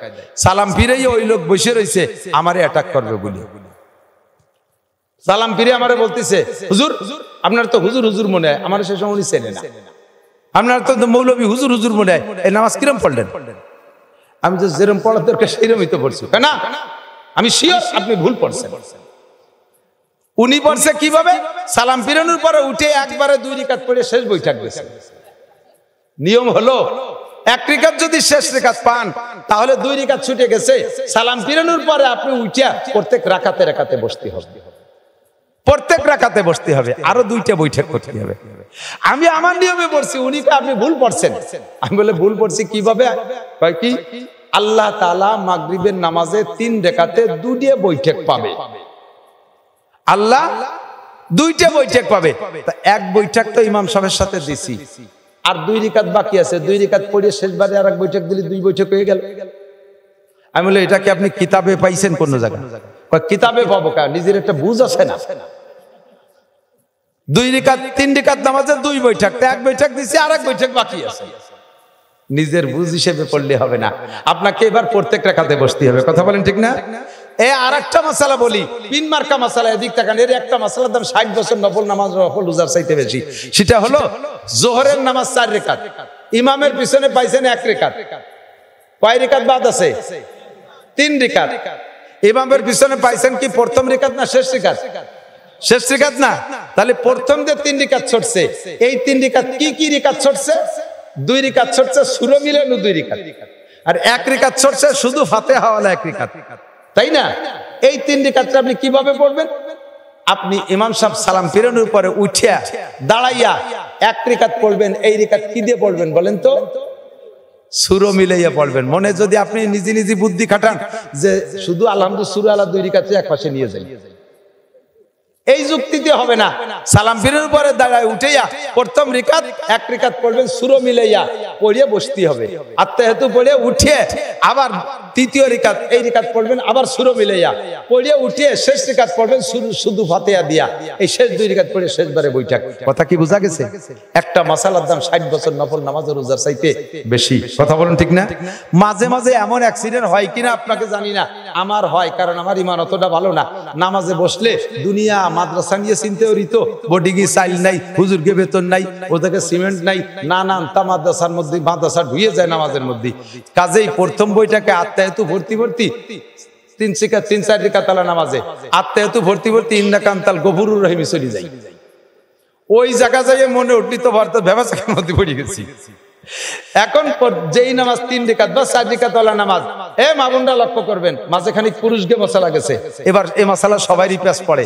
3 রিকাত বা 4 রিকাত ওয়ালা নামাজের প্রথম বইটাকে যদি আব্দুহু ওয়া রাসূলুর পরে আত্তাহিয়াতুর পরে দুরূদ শরীফ থেকে সর্বনিম্ন আল্লাহুম্মা সাল্লি আলা মুহাম্মদ এতটুকু যদি আপনি বেশি পড়ে ফেলেন তাহলে সিজদা ওয়াজিব হয়ে গেছে। সিজদা ওয়াজিব হয়ে গেছে, আপনি শেষ বইটাকে সিজদা করতে হবে। আর ইন্না কান্তাল গফুর রহিম পর্যন্ত পড়লেও একই ওয়াজিব তরক হইছে, অর্থাৎ দুরূদ শরীফ থেকে আটটুক বা তার চেয়ে বেশি যদি আপনি পড়ে ফেলেন সিজদা ওয়াজিব হয়ে গেছে। ইচ্ছাকৃতভাবে যদি এই ভুল করেন নামাজ হবে না, সিজদা দিলেও হবে না। আর অনিচ্ছাকৃত এই ভুল হয়ে গেলে শেষ বইটাকে সিজদা দিয়ে সমাধান করতে হবে। আপনার এই মাসালা না জানা থাকার কারণে জিন্দেগিতে এমন ভুল যা করছেন ওই নামাজগুলো আবার পড়তে হবে, নইলে একাক ওয়াক্ত নামাজের জন্য 230 কোটি 40 লক্ষ বছর জাহান্নামে পড়তে হবে। আর একটা জরুরি মাসালা বলবো, সে মাসালাটা এদিক তাকান। সিজদার থেকে উঠে পুরো টান হয়ে বসা, কতটুক টাইম? আল্লাহুম্মা গফিরলি ওয়ারহামনি ওয়াহদিনি ওয়ারযুকনি ওয়াআফিনি, এই দোয়াটা পড়তে যতটুক টাইম লাগে আপনি দোয়া পারলে পড়েন, না পারলে অতটুক টাইম সোজা করে বসে থাকতে হবে। নইলে সিজদাতে উঠেই যদি আপনি বিরতিহীন ভাবে চলে যান, দ্রুত চলে যান, আপনি ইচ্ছাকৃতভাবে ওয়াজিব তরক করেছেন, আপনার নামাজ বাতিল, সিজদা দিলে সারবে না। রুকুর থেকে উঠে জাকিতে আবার সিজদায় চলে গেছেন, পুরো টান হয়ে দাঁড়ান নাই, রব্বানা লাকাল হামদ এ বলার পরে হামদান কাসীরান তাইয়্যিবান মুবারাকান ফি এতটুক বলা পর্যন্ত আপনাকে দাঁড়ায় থাকা ওয়াজিব। এই টাইমটা যদি না দেন, না পড়েন, আপনি ওই দোয়াটা না পড়েন, যদি দাঁড়ায় না থাকে সোজা টান হওয়ার সাথে সাথে আবার রুকুতে চলে গেছেন, আপনি ইচ্ছাকৃত ওয়াজিব তরক করছেন, আপনার নামাজ বাতিল। সারা জীবন ভরে এই কাম করছেন, কোন নামাজে আপনাকে জাহান্নাম থেকে বাঁচাইতে পারবে না। আর একটা কথা, আর একটা মাসালা না বলে পারছেন, এদিক তাকান, আপনার দোয়া দুরুদ সব পড়া হয়ে গেছে। এই ইমাম সাহেবরা খেয়াল করবেন বেশি করে, পিছনে মুসল্লি আছে, ইমাম সাহেব নামাজে দাঁড়াইছেন, দোয়া দুরুদ সব ইন্নাকান্তাল গফুর রহিম পড়া হয়ে গেছে। এখন পড়া যখন শেষ, ইমাম সাহেব খুব তাড়াতাড়ি সালাম ফিরে দিতে হবে। যদি ইমাম সাহেব চিন্তা করে আমার তো পড়া হয়ে গেছে, মুসল্লি গিয়ে হইছে কি না হইছে, এই জন্য একটু বিরতি দিয়েছে, চুপ করে রয়েছে, ওকে হোক সেটা একবারে সবাই মিলে সালাম ফিরে। এই বিরতিটা যদি টাইম একটুক দেয়, সুবহান রাব্বিল আযীম সুবহান রাব্বিল আযীম সুবহান রাব্বিল আযীম, একটুক টাইম যদি চুপ করে থাকে, সালাম না ফিরাইয়া পড়া শেষ হয়ে যাওয়ার পরে ইমাম সাহেব ইচ্ছাকৃতভাবে চুপ করে বসে রয়েছে, সালাম না ফিরাইয়া, সিজদা দিলেও সারবে না, নামাজ বাতিল, আবার পড়তে হবে। এর এক একটা মাসালার দাম 60 বছর নফল নামাজ ও নফল রোজার চাইতে বেশি। সবচাইতে বড় কথা হলো বাবা, এরকম মসলা যে কত জানি না, ফরজ আর ওয়াজিবের ভিতরে খুব কাছাকাছি পার্থক্য, একই জায়গায় দুটো জিনিস ঢুকে গেছে। এদিক তাকান, নামাজের মধ্যে সূরা ফাতিহা পড়া ওয়াজিব, বলেন সূরা ফাতিহা পড়া ওয়াজিব, সূরা ফাতিহা পড়া ওয়াজিব, আর কিরাত পড়া ফরজ। কিরাত পড়া কি ফরজ? তা আলহামদুলিল্লাহ সূরা কি কোরআন শরীফের কিরাত না? তাহলে আলহামদুলিল্লাহ পড়লে দুটো ফরজ, দুটো জিনিস আদায় হয়ে গেছে এক আলহামদুলিল্লাহর মধ্যে। আলহামদুলিল্লাহ পড়া ওয়াজিব তাও হয়ে গেছে, আবার কিরাত পড়া ফরজ তাও হয়ে গেছে। তাহলে তার কিরাত পড়া লাগে না? কয় না, আলাদা একটা সূরা মিলানো ওয়াজিব, আলাদা একটা সূরা মিলানো ওয়াজিব। এই দেখেন একই ফরজ আর ওয়াজিব খুব কাছাকাছি, এই জন্য পার্থক্য করে তলাবুল ইলমে ফারিদাতুন আলা কুল্লি মুসলিমিন ওয়া মুসলিমাত, দ্বীনি ইলম শিক্ষা করা মুসলমান নরনারীর উপরে ফরজ। এখন আপনাদের বাচ্চাদেরকে, আমরা নিজেরা বড় হয়ে গেছি যারা, আমরা ঠকে গেছি, পড়ি নাই, আমাদের ভুল রয়েছে, কিয়ামতের ময়দানে সন্তানরা আমাদের নামে মামলা দেবে, রব্বানা ইন্না তানা সাদাতানা ওয়া কুবারানা ফাআদাল্লুনা সাবিল রব্বানা আতিহিম দিফাইনা মিনাল আযাবি ওয়া লা'নহুম লানান কাবীরা। ও আল্লাহ, আমার আব্বা আমারে কেজি স্কুলে পাঠাইছে গেছি, আমার আব্বা কিন্ডারগার্টেনে পাঠাইছে গেছি, আমার আব্বা ইংলিশ মিডিয়ামে পড়াইছে পড়ছি, আমার আব্বা IABM BCS পাস করাইছে করেছি, আমার আব্বা আমারে মাদ্রাসায় দেয় নাই, আমার আব্বা আমারে কোরআন পড়াই নাই, আমার আব্বা আমারে নামাজ শেখাই নাই, আমার সব ভুলের গুড়া আমার আব্বা মা, আমার আব্বা মা আমাকে ধ্বংস করেছে। আতিহিম দিফাইনা মিনাল আযাবি ওয়া লা'নহুম লানান কাবীরা। আমার আব্বা মাকে আগে জবর শাস্তি দাও, তারপরে আমি শাস্তি ভোগ করব। আল্লাহ তুমি তাদেরকে আমার সামনে এনে দাও, পায়ের নিচে ফেলাইয়া পাড়াবো। তারা আমাকে কেন ক্ষতি করেছে? বাবা, ডাক্তার ইঞ্জিনিয়ার বানানো দোষ না, IABM BCS পাস করানো কোনো দোষ না, বিলকুল পড়াবেন কোনো দোষ না, কিন্তু সন্তানকে আগে নামাজ শিক্ষা দেন, আগে কোরআন শিক্ষা দেন, আগে ধর্ম শিক্ষা শিক্ষিত করেন। আল্লাহ পাক রব্বুল আলামিন কিয়ামতের ময়দানে ওই সন্তানের সুপারিশে আপনাকে জান্নাত নসিব করবে। ছোট্ট মাদ্রাসা করছে মাওলানারা, কামরুল নাকি নাম, মাওলানা কামরুল হাসান, এই শুরু করছে মাদ্রাসা। জায়গাটা বড় ভালো লাগছে, পছন্দ হয়েছে। আপনারা স্থানীয়রা সহযোগিতা করবেন, বলবেন না আশেপাশে অনেক মাদ্রাসা, এত মাদ্রাসার দরকার নাই। আরে ভাই, আশেপাশে কত স্কুল আছে, আবার কেজি স্কুল খুলছেন কে, আবার কিন্ডারগার্টেন করছেন কে, কত সরকারি স্কুল আছে, তার ভিতরে বেরাক স্কুলের কি দরকার, ওই গ্রামে স্কুল আছে, এই গ্রামে স্কুলের কি দরকার? এত স্কুল যে পরিমাণ হয়েছে, ওই পরিমাণ এখনো মাদ্রাসা হয় নাই। আমি চ্যালেঞ্জ করে বলতে পারি, আদর্শ শিক্ষা যদি পাইতে হয় তাহলে মাদ্রাসার মধ্যেই আছে। কথা বলুন ঠিক কি ঠিক না? মাদ্রাসার ছেলেরা ইয়াবা খায় না, গাঁজা খায় না, ফেনসিডিল খায় না, হিরোইন খায় না, বেয়াদবি করে না, উস্তাদের মাথায় বাড়ি মারে না, উস্তাদের পদত্যাগ চায় না, উস্তাদের সাথে কোনো বেয়াদবি করে না, তারা অপহরণ করে না, দর্শন করে না, চুরি করে না, ডাকাতি করে না, যত প্রকার অনৈতিক কাজ এর একটাও মাদ্রাসার ছেলেরা করে না। আপনার সন্তানকে আগে কোরআন শিক্ষা দেন, পরে জেনারেল পড়ান, ইনশাআল্লাহ তারা খারাপ হবে না। আল্লাহ তাআলা আমাদের তৌফিক দান করে। রাজনীতি ওয়াজ করি না, শেষ ফিনিশিং রাজনীতি ওয়াজ অল্প টুক করে যাই। আমাদের বর্তমানে বাংলাদেশে সরকার নাই, নির্বাচিত সরকার নাই, অন্তর্বর্তীকালীন সরকার মানে শেখ হাসিনা ছাড়িয়ে দিয়ে চলে গেছে, কি করবো, দায় ঠেই একজনের গাড়ি উঠে দিছে, এর নাম সরকার না। নির্বাচিত সরকার ছাড়া সরকার না। দোয়া করব এই নিউট্রাল টাইম, ফ্রি টাইম। এখন কেউ নাই, মাঠ খালি, এই খালি মাঠে আপনি আখ লাগাইলেও লাগাইতে পারেন, আপনি বাবরা গাছ লাগাইলেও লাগাইতে পারেন, আঙ্গুর গাছ লাগাইলেও লাগাতে পারেন। এই ফ্রি মাঠটা, খালি মাঠে আর আমরা কাটাওয়ালা বাবরা গাছ দেখতে চাই না। কথা বলেন ঠিক কি ঠিক না? আমলিগ বলেন আর বিএনপি বলেন, কেউরে তো আপনারা দেখতে কম দেখেন নাই, কোন সাসিবা কম সালুন খার জম। আমাকে দিক কয় না একটা প্রবাদ, কোন সাসিবা কম সালুন খার জম। সব চাষিরা দেখছে, আমাকে আদ্যে দরকার নাই। এবার একটু দোয়া করেন যাতে আল্লাহ তাআলা কুরআন এবং হাদিস অনুযায়ী দেশ চালানো, কুরআন সুন্নাহর ইসলামী স্টেট বাংলাদেশকে বানায় দিক। বলেন আমিন। এতে কি একমত আছেন? আপনারা আছেন? কারা কারা একটু দেখবেন, হাত দেখাবেন। আমি এর ভিতরে আমলিগির লোক আছে, বিএনপির লোক আছে, আমি সব বাদ দিছি। আমার বাড়ি গোপালগঞ্জ, গায়ে নৌকোর গন্ধ সারা বাংলাদেশ থেকে সবাই পায়, কিন্তু নৌকো ভৌকো আর দানের শেষ মানে শেষ কোনোটা আর দাঁত দাঁড়ি না। এখন যেহেতু ফ্রি মাঠ পাইছি, এবার আল্লাহর কোরআনকে বাংলার জমিনে প্রতিষ্ঠিত করতে হবে, ঠিক আছে না ইনশাআল্লাহ?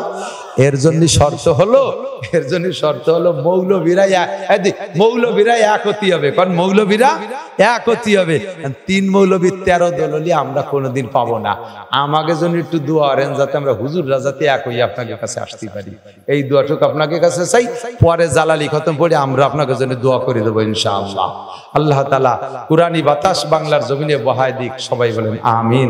দুরূদ শরীফ পড়ি। আল্লাহুম্মা সাল্লি আলা মুহাম্মাদিন ওয়া আলা আলি সাইয়্যিদিনা মুহাম্মাদিন ওয়া বারিক ওয়া সাল্লিম। আল্লাহুম্মা সাল্লি আলা মুহাম্মাদিন ওয়া আলা আলি সাইয়্যিদিনা মুহাম্মাদিন ওয়া বারিক ওয়া সাল্লিম। মাদ্রাসা যদি জমে যায় তাহলে বহিরাগত ছাত্ররা এসে আবাসিক হয়ে যাবে। আর আবাসিক যারা থাকবে এদের যদি বোর্ডিং এ খাওয়াইতে হয়, এক একটা ছেলের পিছনে মিনিমাম 3000 টাকা লাগে। তাহলে 3000 টাকা কামাই করে কয়টা ছেলের পালা পোষা যাবে?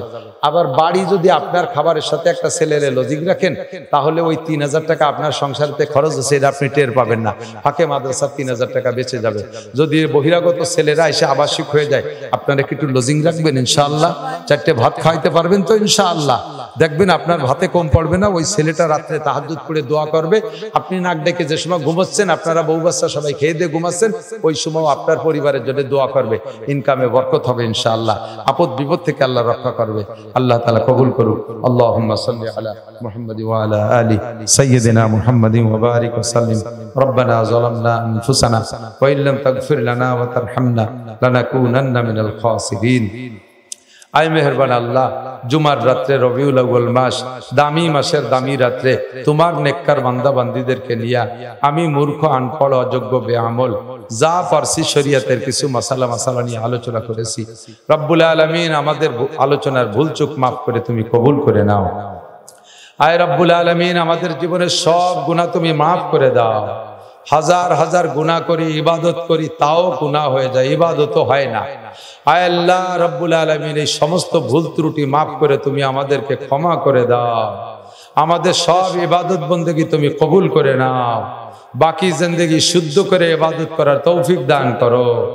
আমাদের আব্বা মা, দাদা দাদি, নানা নানি, শ্বশুর শাশুড়ি, আত্মীয় স্বজন, পাড়া প্রতিবেশী, বন্ধু বান্ধব, উস্তাদ শাগরেদ, পীর মুর্শিদ, ছাত্র ভাই, কর্মজীবনের আপনজন বন্ধু যারা কবরে শুয়ে আছে, সকলের পক্ষ থেকে ক্ষমা চাই, তুমি মাফ করে দাও।